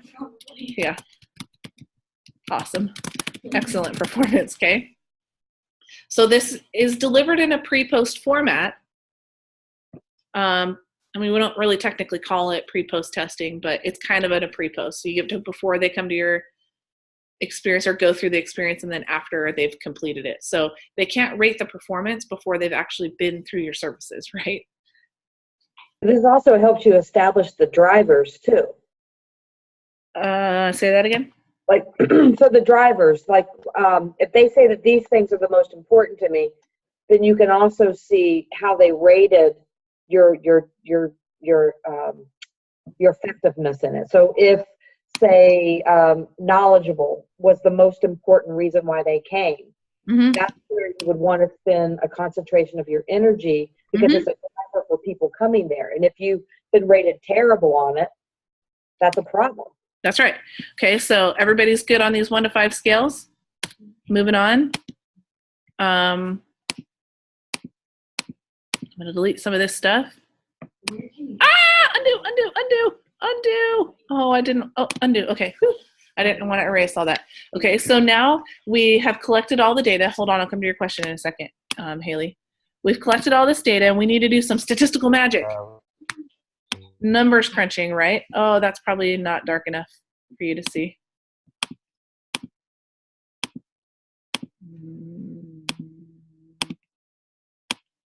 All right. We're going to do our statistical magic and plot all of these factors on this 4-quadrant grid. Now, what do these quadrants stand for? I have no idea. Yes. Remember plots or X? Yeah. Yeah, you're good. I'm not even a guess. I have no idea. That one made it not so good face. Okay. That is not a linear regression. Okay, so Why this, are they all bad but one? they're not, hold on. They're not bad. Yeah, so this one up here in the top left corner, my frowny face, beautiful drawing, is called the concentrate here quadrant. These are things that were rated as extremely important, but you performed horribly. Terrible performance, right? Over here in this quadrant is, hello, keep up the good work. These were things that were extremely important, and you did great. Don't change a thing. In this quadrant is low priority. These were things that were not important, and you didn't do good on them anyways, so not a priority. And this, so it's like the meh smiley face. Not smiley, but just meh. And this one is overkill. So these are things that were, yes, semi maybe important or not really hugely important, but you did awesome, right? So you're just wasting your money. Nobody cares about it. So it's great that you did good, but nobody cares about having that component in their program. Okay, so when you do your statistical magic and we do some plotting, what happens is that I hope you can see all my little dots here, guys. Things will plot out and fall into these 4 quadrants. And it's great, right? So we would assign every single one of these items a letter, and then these letters, I just realized you probably really can't see that at all. That just looks like some elasticity. Okay, your factors are gonna plot all over your quadrants.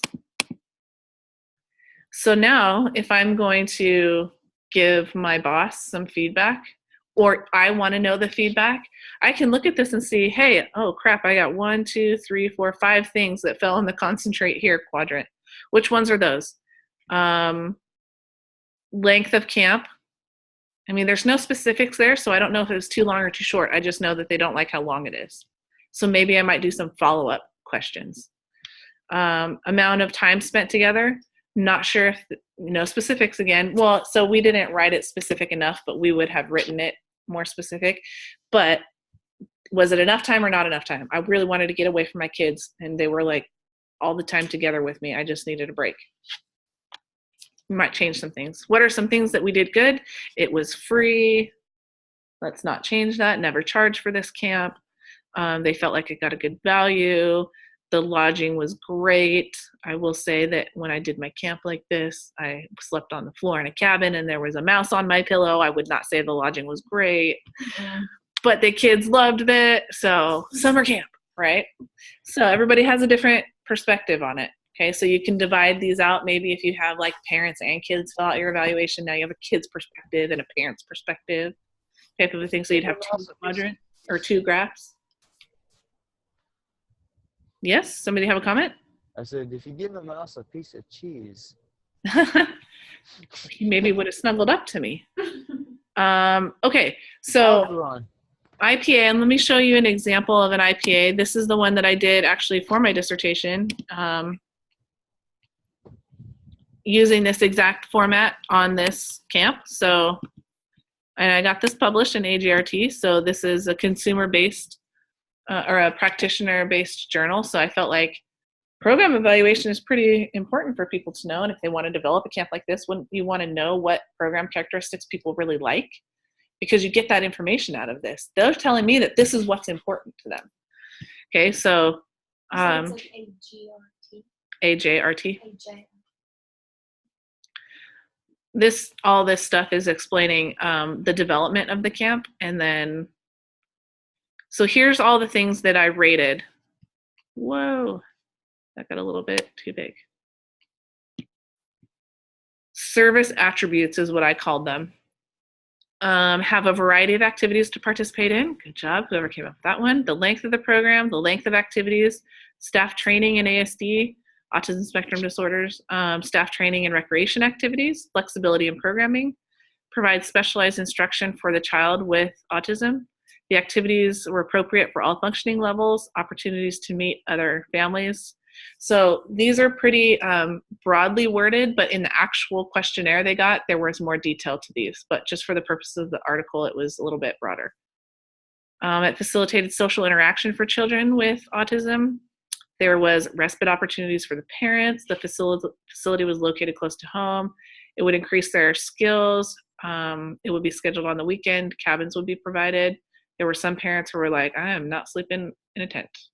And so we had to have a variety of options, right? They wanted a peaceful outdoor experience. So a lot of this stuff, I did interviews with families who had kids with autism and asked them what's important to you in a family programming activity, a family camp program for you. And they gave me a ton of information like this. I dug through the literature to see what I could find about it. And I talked to the programmers or the administrators at this organization, Bradford Woods. And then me, even as like the expert in this area, the professional in this area, I had opinions on what I thought was important in a family camp.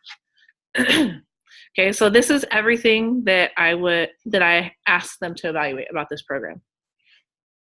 And please apologize for my really ugly graph. Okay, you can see my lines right here for that creates my quadrants. So up here in the top left is my concentrate here. Here's my keep up the good work, low priority, and overkill. And the dark dots Don't just ignore the lines. I blame this on Brian McCormick. He made me do this. What was, it's just gonna open up a rabbit hole. What's the significance of the lines? It's the confidence intervals. Oh. Oh, look at that. You guys know what I'm talking about. Way to go! I don't know the Flip formula falls though. between blank and I blank. know Yeah. the formula. Okay, so all those, way to go, guys. Look at you. It makes sense, sort of. But it's ugly, right? For practitioners, they don't care about that stuff, but he really wanted this, and this is what's got published, so whatever. No. Oh, well, here they are. Okay. But so look, I have 1, 2, 3, 4, 5, 6. I have 6 items that fell in this concentrate here category. So let's look really quick and see what the items were that they wanted more work on. Concentrate here quadrant included having staff trained in autism, providing specialized instruction for all participants, facilitating social activities for the kids who had autism, having activities that can accommodate all ability levels, having a variety of recreational activities to participate in, and providing flexibility in programming to allow for breaks if needed. Okay, so, these are all things that I really tried to program for, but they thought I could do better. Maybe my staff needed more specialized training. I did choose camp counselors that had some knowledge about autism. None of them had actually had extensive work in working with kids with autism.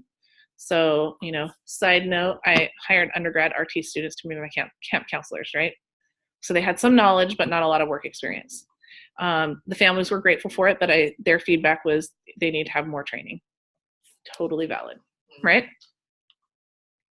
Where else? Providing specialized instruction for all participants. They wanted more. So they didn't want to have to depend on coming to a camp in order to do these recreational activities.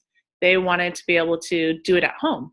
So they didn't want a facilitator at Bradford Woods to just do all the belaying for them. They wanted to learn how to belay so that they could then take their kids on their own if they ever felt like they had the resources and the time and the whatever. So they wanted more skill in doing the activities instead of just this assisted vacation. Who knew? It's a great outcome, but who knew, right? So future programming, next time I run this camp, maybe I slightly tweak it where they're not just here playing, they're here learning too about how to do the skills. But who knew they even wanted that? Until you ask them, right? Facilitating social interaction for the adolescents or the kids with autism. We didn't do anything that other than putting the families in the same setting with each other. We didn't really do anything to facilitate the interaction amongst the kids with autism. We all know, right, that social interaction is a challenge for kids with autism. So maybe next time, what I'll do is have intentional programming for them to interact with each other. Just because they're sitting next to each other does not mean they're going to talk to each other. Okay. What else did they say I need to do better? Have activities that can accommodate all ability levels. I thought that was an interesting finding because Bradford Woods is kind of like the outdoor lab, and they have a ton of rec therapists there and rec therapy interns and stuff. And so I felt like they do have the ability to accommodate all levels, but whatever, these parents didn't feel like that happened. So I'd have to explore that more. Having a variety of recreational activities to participate in. In my opinion, I did, but maybe they wanted more. And then provide flexibility in the programming to allow for breaks. And I will say I had them heavily scheduled. We had a lot I wanted to accomplish in basically 2 days of programming. So we had 1 hour-and-a-half break in the middle of the day where they could just chill and do whatever. But honestly, when we were canoeing down at the lake, they were just chilling on the beach type of a thing. But I think some of them wanted to really just go back to their cabins and take a nap type of a thing. Parents wanted time away from their kids, more time away from their kids. And so I had respite elements built into it. So all my little camp counselors took the kids and went and did stuff. But during that time, I had the parents doing a leisure ed session with me. And so it wasn't really a break, right? Now I have kids and I understand a break. Way different than, it's not just about not being near your kids, right? I'm on campus all day and I'm not near my kids, but it's not a break because I'm working, right? So they weren't near their kids during those leisure ed sessions, but they were working with me. Okay, so they wanted like a legit break. So interesting, right? Now I have some really targeted feedback to give to Bradford Woods about this program if they continue to, keep having it. Next time, let's refine and do this. What do you think about importance performance analysis? Pretty cool. It is pretty cool. I think so too. People don't do it. And this is something that it's not a one-time evaluation. This could be done over and over and over and over again, unless you like unless you vary the program components, you can just use the same evaluation over and over again. Yeah. And so based on the feedback they gave me, I would maybe slightly refine the IPA for the next time if I changed those program components that they commented about. But maybe not, I'd keep them. And they would just have better performance on the next time. That is a better program evaluation. This doesn't have anything to do with outcomes, right? I don't know what amount of change happened in their family functioning. I don't know any of that. But they told me what they thought about my program. And from an administrative perspective, that's useful information. And that's a program evaluation, and that can be published. And we get enough of that out there, and it gives me really good information like, hey, I think I want to develop a family camp at the outdoor lab at Clemson. What information is out there about it? And I stumbled across something like this, I'd be like, and you can do this for your gold dissertation. nugget. This was only one slice of my dissertation. I was like, why did you? Okay. Well, my dissertation was develop the camp, implement the camp, test the camp. Yeah. So it wasn't just the evaluation piece. Right. Yes. It cost me $10,000 and a year. I was gonna say, how much did you pay the undergrad students? Well, I got some grant money. And then you had to fork out money for your own. Mm-hmm. But you forked out what? Money. But they're paying you. You get like your tuition waiver. Oh yeah, like an assistantship and everything like that. So they expect you to pay. I still had to pay to use. I had to pay to rent the facilities at Bradford Woods. They gave me a student discount, like 20%, something like that. I know.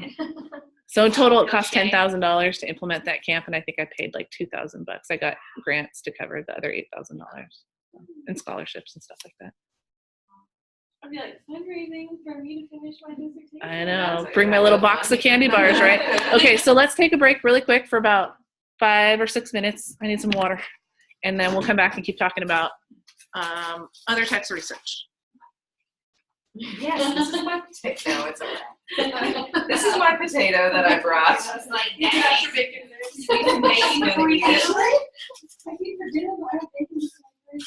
No way. I did today. Me too. I had a really good dinner last night. Like meal prep, and I had to eat it at 4. I ate carrots and a big sandwich at like 4, but I'm starving now. And these things keep coffee really hot. Oh, yeah. I only drink iced coffee, so I really would. So this is like the first time in forever I've had hot coffee. I actually Maybe had to like tell my husband, I was one like, can you make a hot? He was like hot coffee. When I became a barista, I never went back.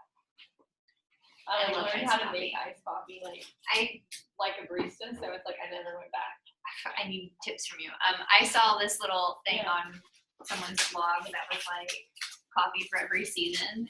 And it was like 10 years ago, and then coffee now, and it's like iced coffee, like for every season. Mm-hmm. That's rude. You really just have to find good creamer that tastes like a latte, and then I just cold brew. So and then find good syrups. You can buy the syrups that they sell. You can, Starbucks ones you can You find. can do it on Starbucks.com. Yeah. So, but at a coffee shop, they usually sell. Mojo sells the syrups that I used to. Is it Ghirardelli? No, they're like a brand. Mojo's. I see your popcorn there. That looks good. They sell the syrups. And Check a Is that the kettle corn? I will eat the whole bag, whole bag. I'm just like, It's literally the same thing. Yeah. Yeah, absolutely. it's so buttery and sweet and salty all at the same time. We're supposed to be healthy for you. That's the end of ice Yeah, coffee. I don't know if it's healthy for you to eat the whole bag at one time. I It's always just- go I with might get it yeah, on my list list. of Oh, my recommendations. It's I mean, like, smart I putting it in tell bags people like that because then when you I'm don't. posting Like, it on really Instagram, cool. like, I get $5. But it's still like I haven't bought. I bought like a bunch of times.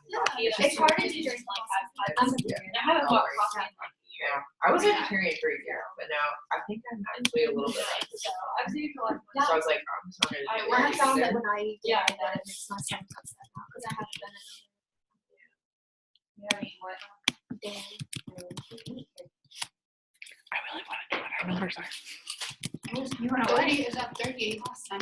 Yeah, we're collecting data right now. Hannah and I are in the middle of a data collection. It just started.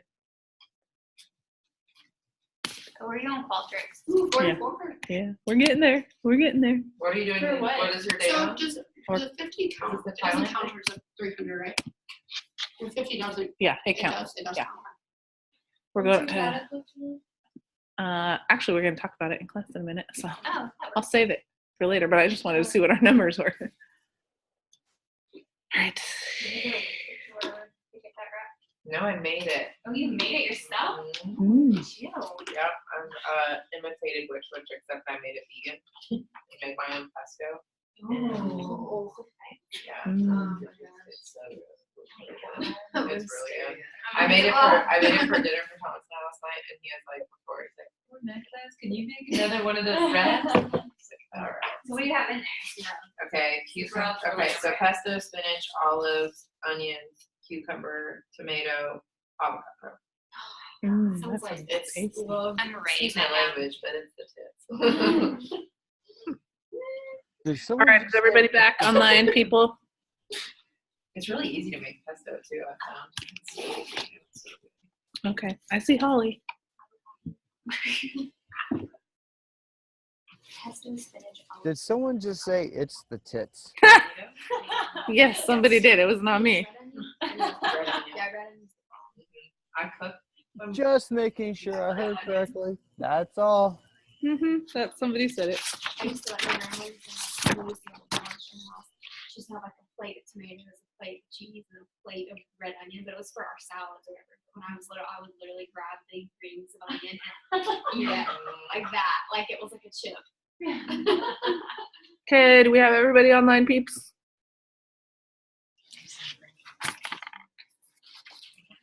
Yeah, I get too hungry. Yeah, I always forget at the last minute. I'm like, I just have yoga research for this, and so I have like an hour to read. Oh, I don't have any food in my apartment. All right. Too long to drive. This only remaining people. Okay. All right. So moving on from a program evaluation, let's talk about methodological research. What is this all about? Is that when they just measure the measures, like the outcomes? It- Not the outcomes, but It's like standardized tools. Yeah, you guys were both hitting on that. yeah. It's creating the tools that we use. So the big red book of handy dandy assessments that we use in rec therapy, it's creating all of that stuff. It's creating the FIM, it's creating the whatever outcomes we identify. Hopefully there's something that exists somewhere to measure that. And if not, somebody's got to create it. Now, I'm going to pick on Jake again, if we do something like onto Jake's quality of life scale, that might not be a rigorous enough. Easy target. I know. Hey, you opened that door today. So, Door closed. that is not a rigorous way to create a survey, right? Or a measurement tool. But there is a whole science behind this. Like, people spend their entire careers doing just this, creating, testing, refining measurement tools. Now, if you're going to do a lot of like survey research, those are survey tools, survey measure instruments, right? Like the quality of life scale or the leisure satisfaction scale or something like that, where it's self-report type of an instrument. But then there could also be other measurement tools like the factor or the CERT, where we as the rec therapist have to watch, our patients do tasks, and we watch them complete these tasks, and we write down their ability to do them, right? Quick question. Yes. Sorry. This type of research isn't just creating new tools. It's also showing like the efficacy of pre-existing tools, correct? Okay. And refining existing tools. Okay. So I'll give So you, like maybe creating like a short form of something or okay. yes. So Got I'm it. going to open up really quick, trying to remember where this example is in all of my little folders here.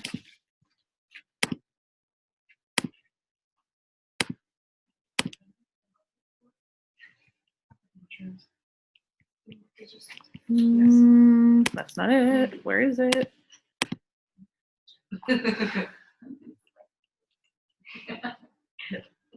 There it is. Sorry, I'm trying to find documents really quick.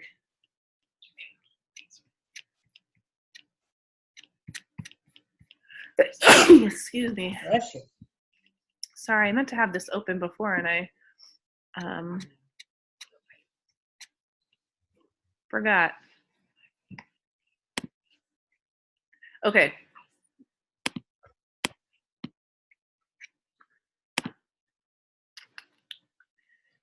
Share screen. Okay, so there's this instrument. This is a self-report instrument that measures resilience, and it's called the Connor-Davidson Resilience Scale 25. So it has 25 items on it, right? So somebody went through all this work, I'm guessing 2 people, Connor and Davidson, right? Dr. Davidson, yep, and Catherine Connor, both doctors, MD doctors. They developed this resilience scale, 25 items. Okay, 25 items is not horrible, right? By itself, it's not. But if you were to put this in conjunction with a quality of life scale that has 50 items on it, and a depression measure that has 25 items on it, and a whatever measure, an anxiety measure with 20 items on it, all of a sudden we're having somebody fill out 100 item something, right? So 25 is kind of a lot. So wouldn't it be great if there were a shorter version? Well, I don't have the actual shorter versions of it, but there's a 10 item version of this and a 2 item version. 2. So these people have done future research. Other people have contributed to the other research after they developed this initial 25 item one. And so they went through, and this is like massive statistics, right? Okay, so this isn't just like, here's 10 items that I think would be better. You know, I'll just pick 10 out of the 25, and that's what we're going to do. There's a whole statistical magic that happens here to do this. And so they were able to refine it down to a 10 item scale. And those 10 items are able to produce the same results and the same knowledge, and lets you interpret in the same way as a 25 item scale. Well, Does the 2 do it as well? the 2 does it just as well. You could like memorize the 2 and now you have to print out. Just be like, I have 2 questions for Well, you. yeah, but you need to have the data to have like data. But yeah, 2 items, really easy, right? So if you're giving somebody like a battery of things, would you use the 25, the 10, or the 2? 2. The 2! But if you can get all that information in 2, I mean, so, okay, now we're going down this road. There's also a lot of science behind how many items is enough items to produce knowledge, enough knowledge. So they have said that their 2 item scale is just as good at predicting resilience and whatever as their 25 item scale. Personally, 2 seems a little bit sketchy to me, but I would defer to the 10 item scale if I had to choose between all 3. Just because I would want maybe a little bit more information than just the 2 item. So the 2 item, so here's some of the items here. I'm able to adapt when changes occur. I have at least one close and secure relationship that helps me when I'm stressed. When there are no clear solutions to my problems, sometimes fate or God can help. I can deal with whatever comes my way. So some of these are really broad. I can adapt. I deal with whatever comes my way. Past successes give me confidence with new things. I try to see the humor in things. Having to cope with stress makes me stronger. So how do you choose the 10 items or the 2 items? It's not random. There is a strategic, process. But anyways, the 2 item one is I am able to adapt when changes occur, and I feel in control of my life. Broad. I feel like that's so subjective. So subjective, right? Yeah. But there's a ton of data behind the other 2 item. questions are like could be so different. Okay, so this is why you can choose, right? But there's a lot of science between the development of the 10, the 25, and the 2. So this is nice that they have done this amount of work, right? Because now we have options. So if I don't have a ton of other instruments, I probably go with the 25 because I might want a little bit more insight. Where exactly do they have resilience? The 2 item one, I feel in control of my life and I'm able to adapt. Really broad level understanding of resilience, right? No details. But if you do the full 25 item one, you get a little bit more detail, right? Bounce back after illness. They think they can cope with their stress, their insight about their past successes. I would want that info if I could get it, right? But they've done the work to give you options, which is fantastic because a lot of times we don't have options. We probably answered this question before, but like if somebody were to make up, say Jake does his thing. The Jake's quality of life scale. Right? Like how long would that take to like prove the reliability and the validity and like make it standardized? Like how long does that take? Well, it depends. Can you answer? Like, no answer? It depends.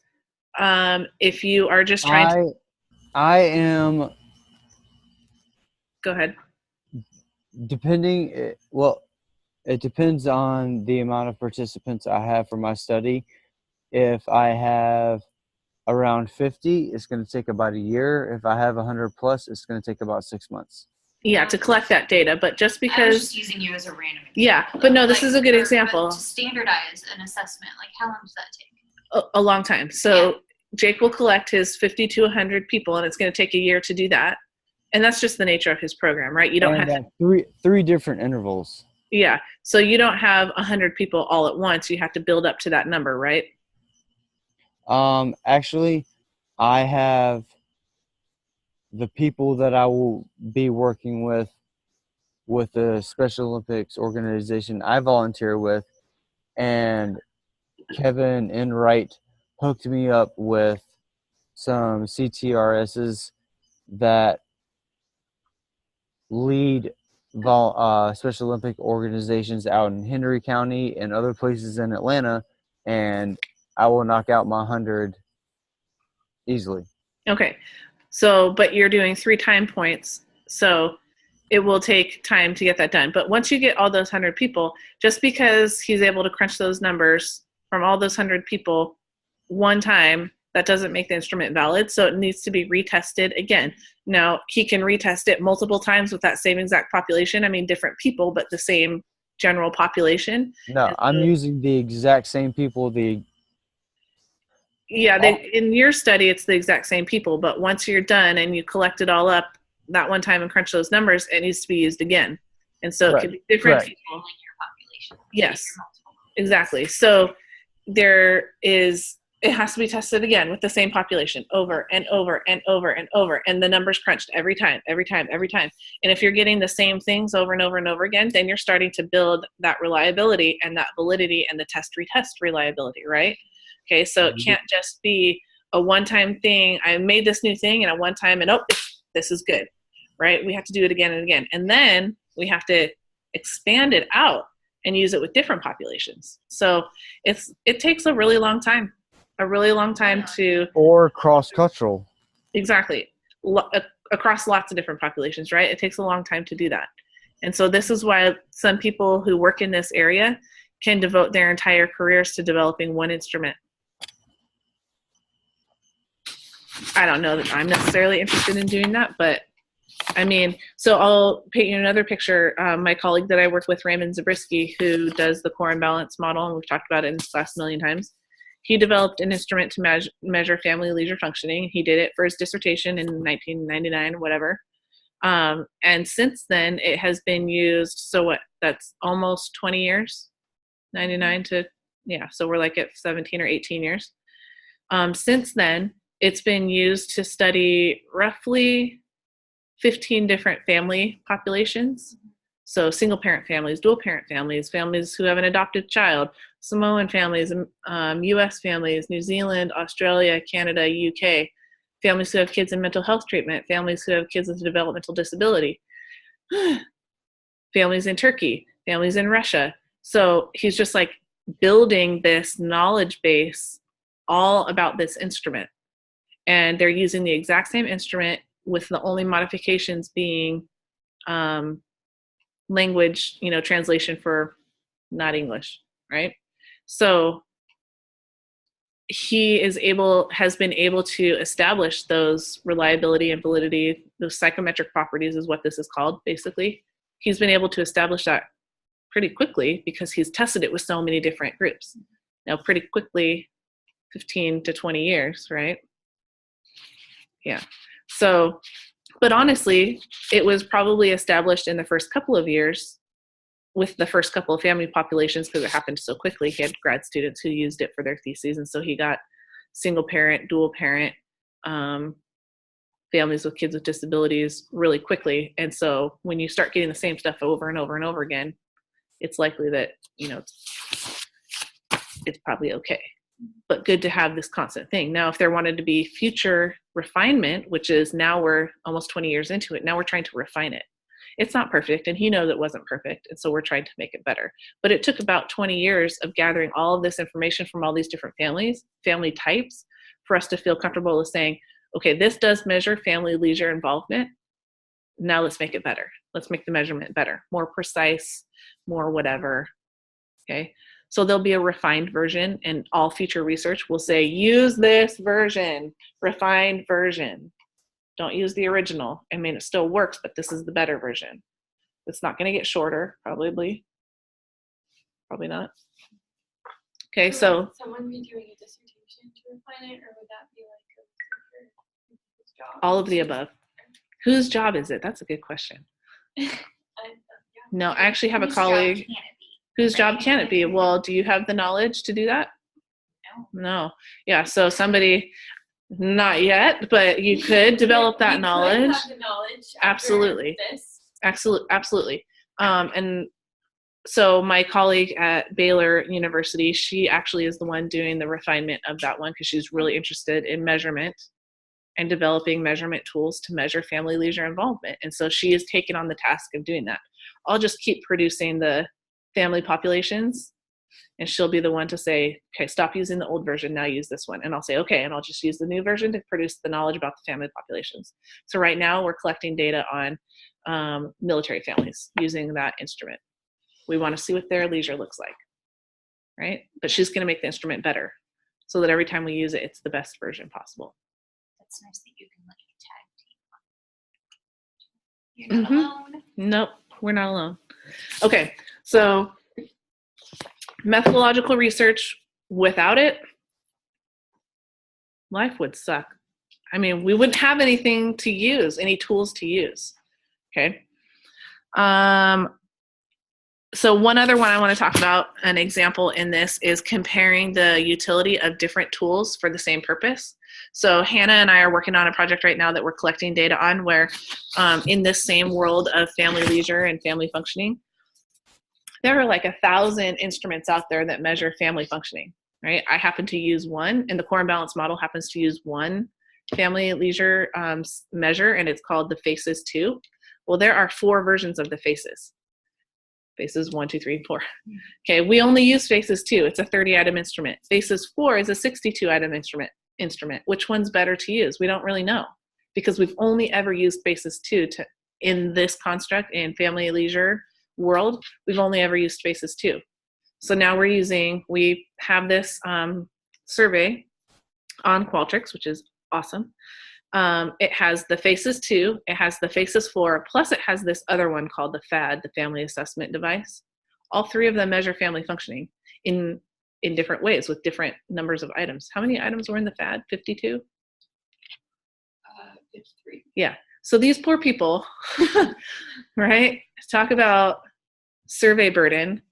They're taking one survey is a 30-item FACES 2, a 62-item FACES 4, and a 53-item FAD.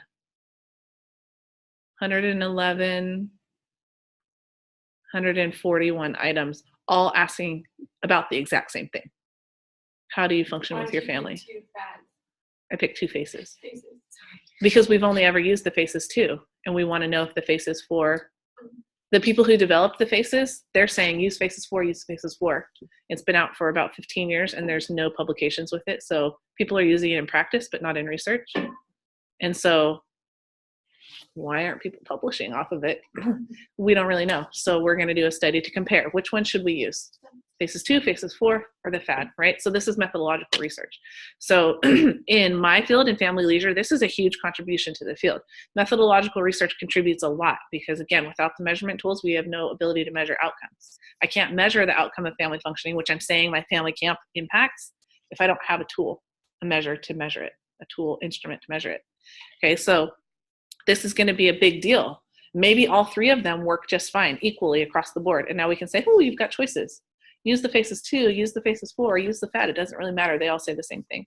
So if you have the space in your study to use the 62 item, go right ahead. If you want to keep it short, go with the 30 item. But you have choices. Because right now we don't have choices. Okay, so that's one example of how to kind of do this refining or choosing between different elements. We got to go quick. We had so much fun talking about program evaluation. We used to follow our class time. Okay, secondary analysis. What was this all about? Is that when you use findings from previous research and their results, and then you test it again using what they have? Nope, that's like meta-analysis. Oh. Secondary analysis, you use the existing data, but you don't use their results. Use the existing data.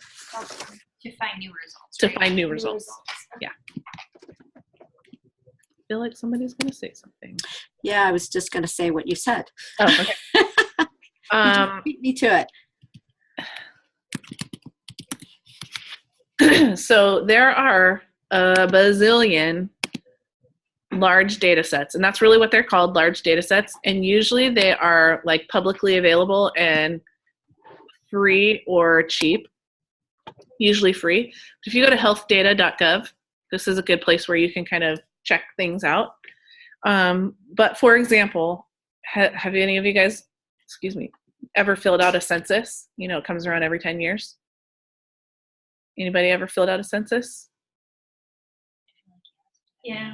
It's a big packet. Yes. They send to your door, and they ask you things like, what's your education level, your marital status, how many people live in your home, what's your income, how many miles do you drive to work, weird things like that. This is how our government tracks how many people live in our country, and they do it every 10 years. Okay, so I remember filling out a census in 2010 when I was living in Bloomington. So the next census will happen in 2020. Okay, so if you are the head of the household, you'll get one. So maybe in 2010, you guys weren't the heads of your households, okay? But maybe you will be in 2020. And so literally they get, how many Americans live in the United States? How many people live in the United States? Like 25 million people, probably more than that. 18 million people live in California, I think. 1.21 gigawatts. That's a good answer. Okay, so they're going to get almost 20 million data points. Talk about a large data set, right? So if I was interested in, I don't know, wanting to know what the makeup of our country is, I could pull that data set and look at it. But there's no like details in there about like health conditions or health behaviors or anything like that. So that's not useful to us. But there are data sets that have that type of information, and they are useful to us. Come back, chat always disappears. Okay, so healthdata.gov, if you come over here and go to agencies, here's all the different agencies that are collecting data that the government is using. The CDC, that might have something to do with what we do, right? They have 541 large publicly available data sets.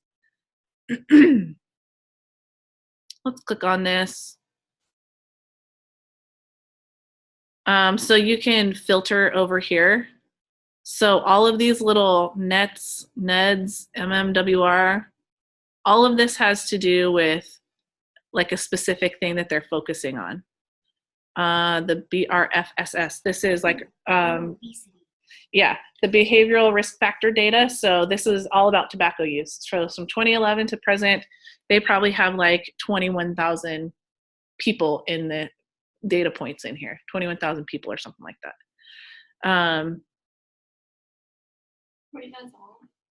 Well, you know, they'll break it apart type of a thing. Oh, okay. But I was like, that's all they're like collecting on. no, they're collecting on this particular one, yeah, tobacco use. How much do you smoke? Like that's How many like, packs a day? So like, but like, there's more than that smoke. I'm sure. Yeah, but it's representative, nationally representative data. So they don't have to collect the entire country worth of data. They just get 20,000 people that are nationally representative. Okay, so you guys will learn about that in research methods. It's representative on gender, ethnicity, education level, everything. So they're not getting a predominantly white, wealthy sample and making government policy decisions on that, right? They're getting a sample of 20,000 that represents the entire country, and the makeup of them looks like what our country looks like. So you can take 20,000 instead of 20 million and then make recommendations off of that, because basically these people represent the whole country.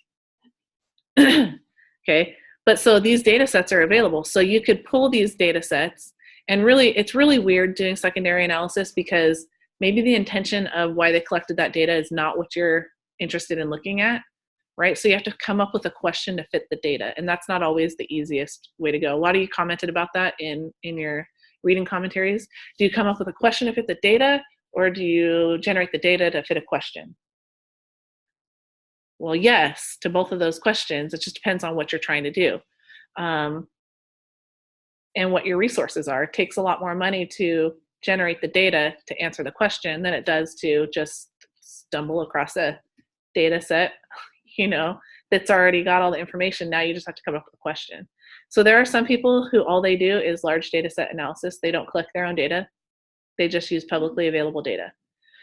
There's a lot of education data. So they ask about, you know, they have achievement scores and they track people, you know, students over their life as a student. So 4th grade, 8th grade, 12th grade. If you remember some of those big standardized tests that you took, like testing season, right? In education, all of that stuff is publicly available. It's anonymous, right? You don't know it's yours.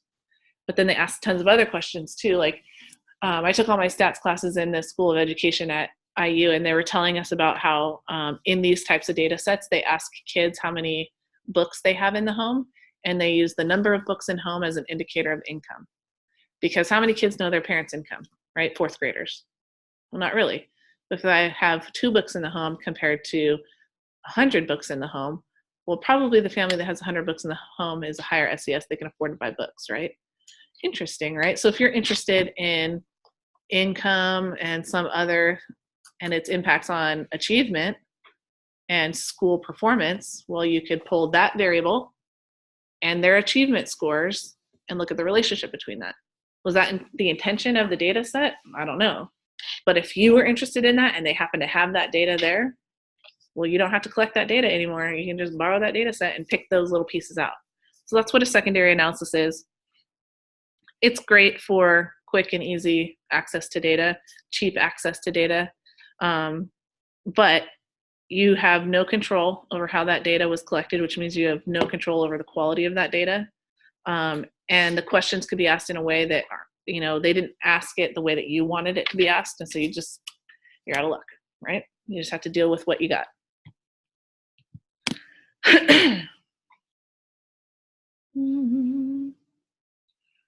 I would say that there's probably not a whole lot of secondary analysis that happens in rec therapy because we don't have big data sets. Not often. I had some of our online PhD students who are in their 2nd year now took my thesis data and my dissertation data, and they did a secondary analysis of it. So they came up with a new question, different from what I had originally looked at, and were able to do a new analysis, and that was great. So they analyzed it in a way totally different than what I did for either of those projects, and they got 2 new publications. Well, hopefully they're submitting it for publication, 2 new articles off of it. So that's great. That doesn't happen very often.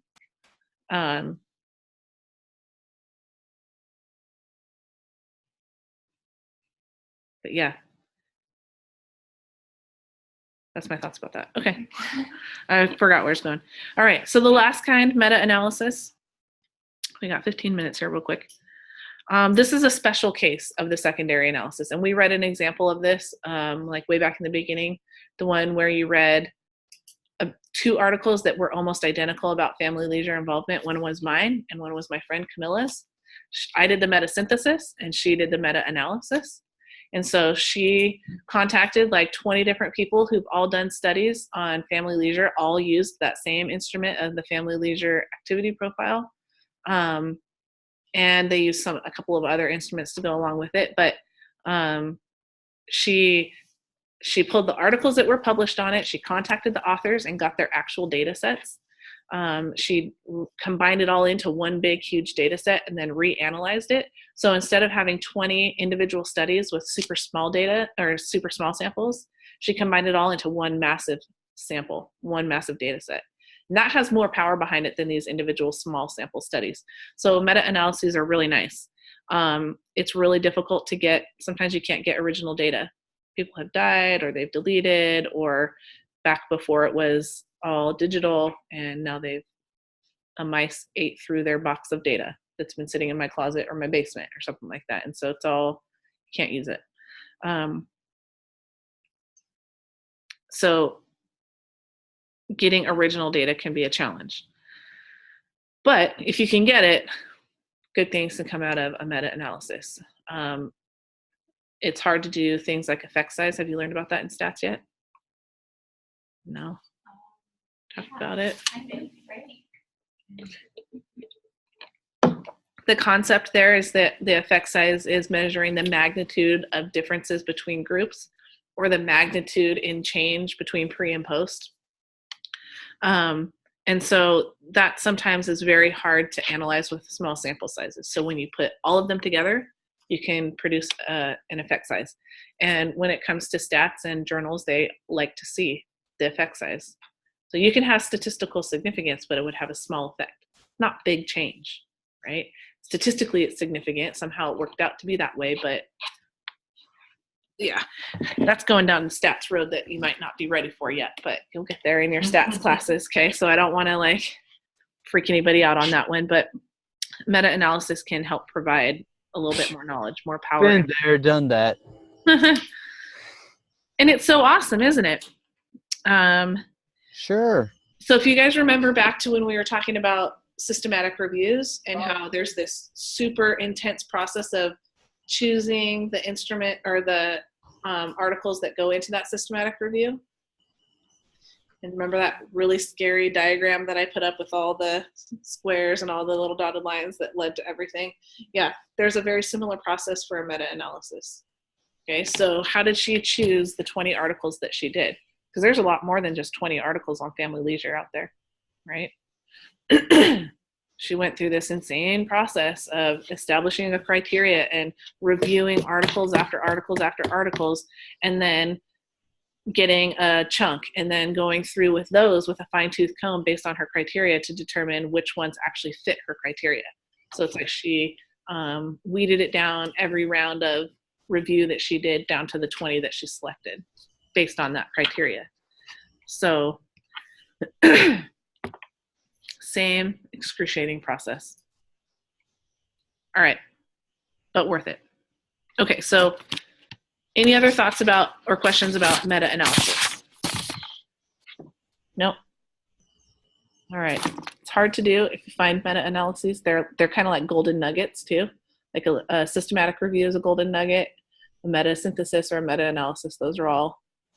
I'd rather read one article that summarizes 20 than 20 individual articles. I think I have really it had so many like outcome measures, like literally that column went for like 2 pages. They can be huge. I mean, there are meta-analyses that are massive and they serve a purpose. I don't know that they all need to be like that, but they serve a purpose. Okay, last one, historical research. There were also a lot of comments about this too, which I thought was funny. What do we think about this? I thought it was, I mean, I understand in like society in general and maybe from like a sociology or sociological standpoint. It's interesting to look at like cultures and stuff, but I had a hard time trying to translate that over to TR practices just based on the definition that was in the chapter, because it was like using different forms of, where's my notes, like documents and other sources like that, and events and stuff, and it's reconstructing the past. So that, to me, that was like, I had a hard time trying to find the applicability to TR, as opposed to some of the other forms of research.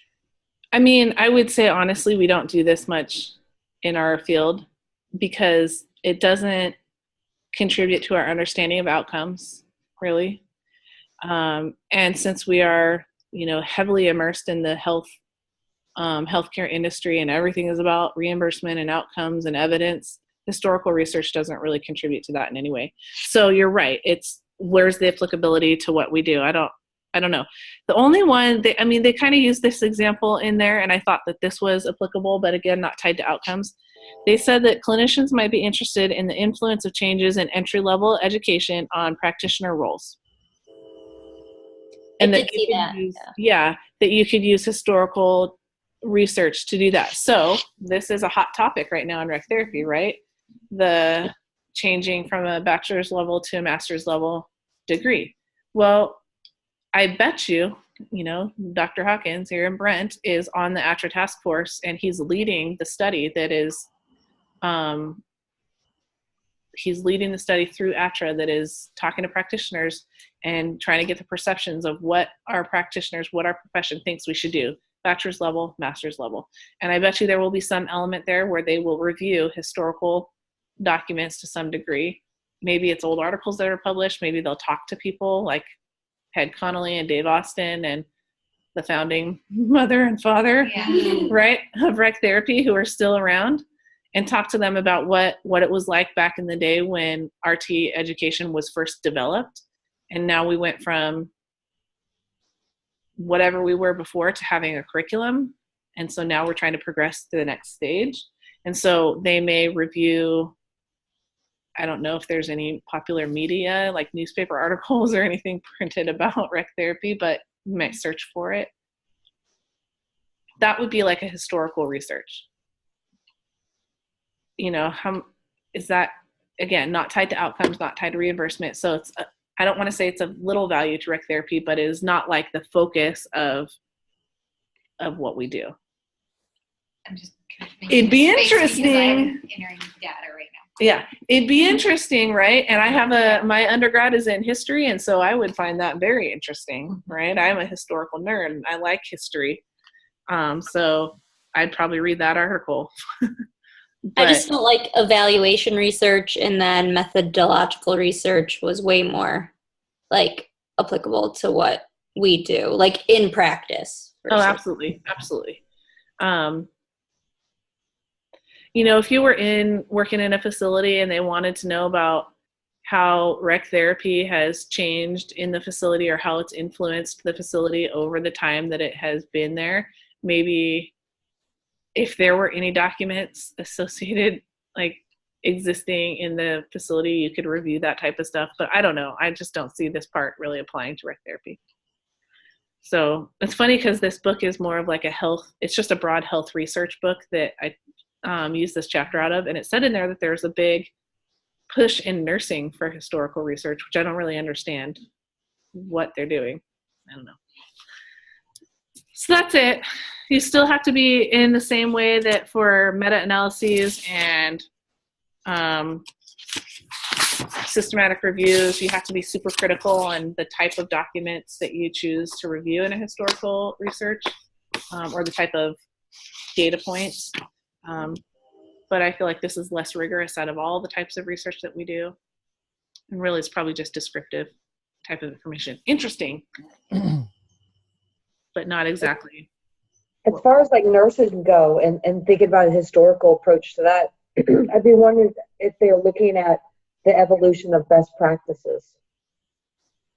Well, sure. I mean, think back to the day where doctors didn't wash their hands before they did surgeries. And so their patients were dying because they were spreading infection across and then so somebody did a study about infection control, and then, oh, we should use gloves.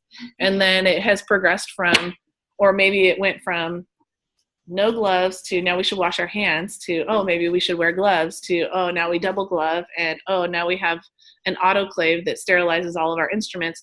So if you were interested in kind of the progression of best practices in surgical healthcare or whatever, that would be something where you could go back and review. I'm sure somebody wrote about that. I assume somebody wrote it about that. Maybe they didn't, but hopefully you could find something about that. Could it also be too, because nursing is starting to branch out and really do specializations Maybe, with themselves, maybe. like alternative?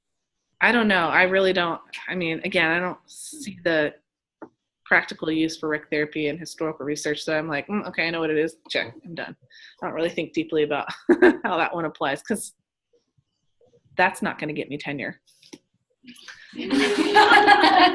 Let's be honest. It's No not. judgment. Nope, it's not. And that's what I'm focusing on right now. Okay, so any other questions about anything about the other types of research? Some of it we do, some of it we don't. But now I hope that the point here is that now after these 6-7 weeks or so of the semester, you should see that there is all types of research that we can do in practice, right? I have a question. Yeah, go ahead. And it's related to the historical research, and I'm thinking about it kind of go in the opposite direction, and it's related more to the essential oils and how historically they've been around for thousands of years, and so researching that way and how they would relate to kind of where my project is going. Mm-hmm. If there's stuff published about it, whether it's popular media, like mainstream media, or more scholarly type of stuff, you could definitely use that as historical documents for historical research. I mean, I guess it doesn't have to be just popular media, because what's the list of items that could be used? Letters, videotapes, photographs, meeting minutes. So if maybe there was like the initial meeting of aromatherapy people, somebody took minutes at that and they were talking about how, I don't know, maybe this is the first time they talked about using aromatherapy as a therapeutic thing and not just like a personal hygiene thing. I don't know. Okay. Maybe you could use that. Direct recording. So somebody recorded that meeting, eyewitness accounts. Maybe people are having like miraculous healing experiences with essential oils. I don't know. So again, this is where you have to be really critical, not in a bad way, but critique what's out there if you're going to use it for historical research, because it could be just like random stuff. Okay. But if you're trying to like educate people and say, here's the history of essential oils or the use of essential oils in therapy, you could certainly use some historical documents to help that. I wouldn't call it necessarily historical research, but you could use it to help paint a picture of what you're talking about. Mm-hmm. Okay. All right. So again, hopefully you realize that we have a variety of options to choose from in terms of types of research to happen in practice. It doesn't all have to be outcomes-based, even though outcomes-based research is in demand right now. We need it so bad to justify our existence. So historical research, interesting, not going to justify our existence with third-party people and other stakeholders. Okay, so there is some, if we're talking about like this, I think that the very first page in the chapter, that box that it showed with like the progression of different types, the descriptive type of research is not what we need. We need experimental type of research, and there's kind of like the whole progression there up to experimental. We've talked about this in the past, like randomized controlled trials. Okay, that's the stuff that we really want, but the other stuff is good too, to some degree. All right, ready? Good. All right, no class next week. I'll check in with you in a couple days about returning evidence tables. If you have any questions, feel free to email me about anything, and have a fantastic evening. Hey.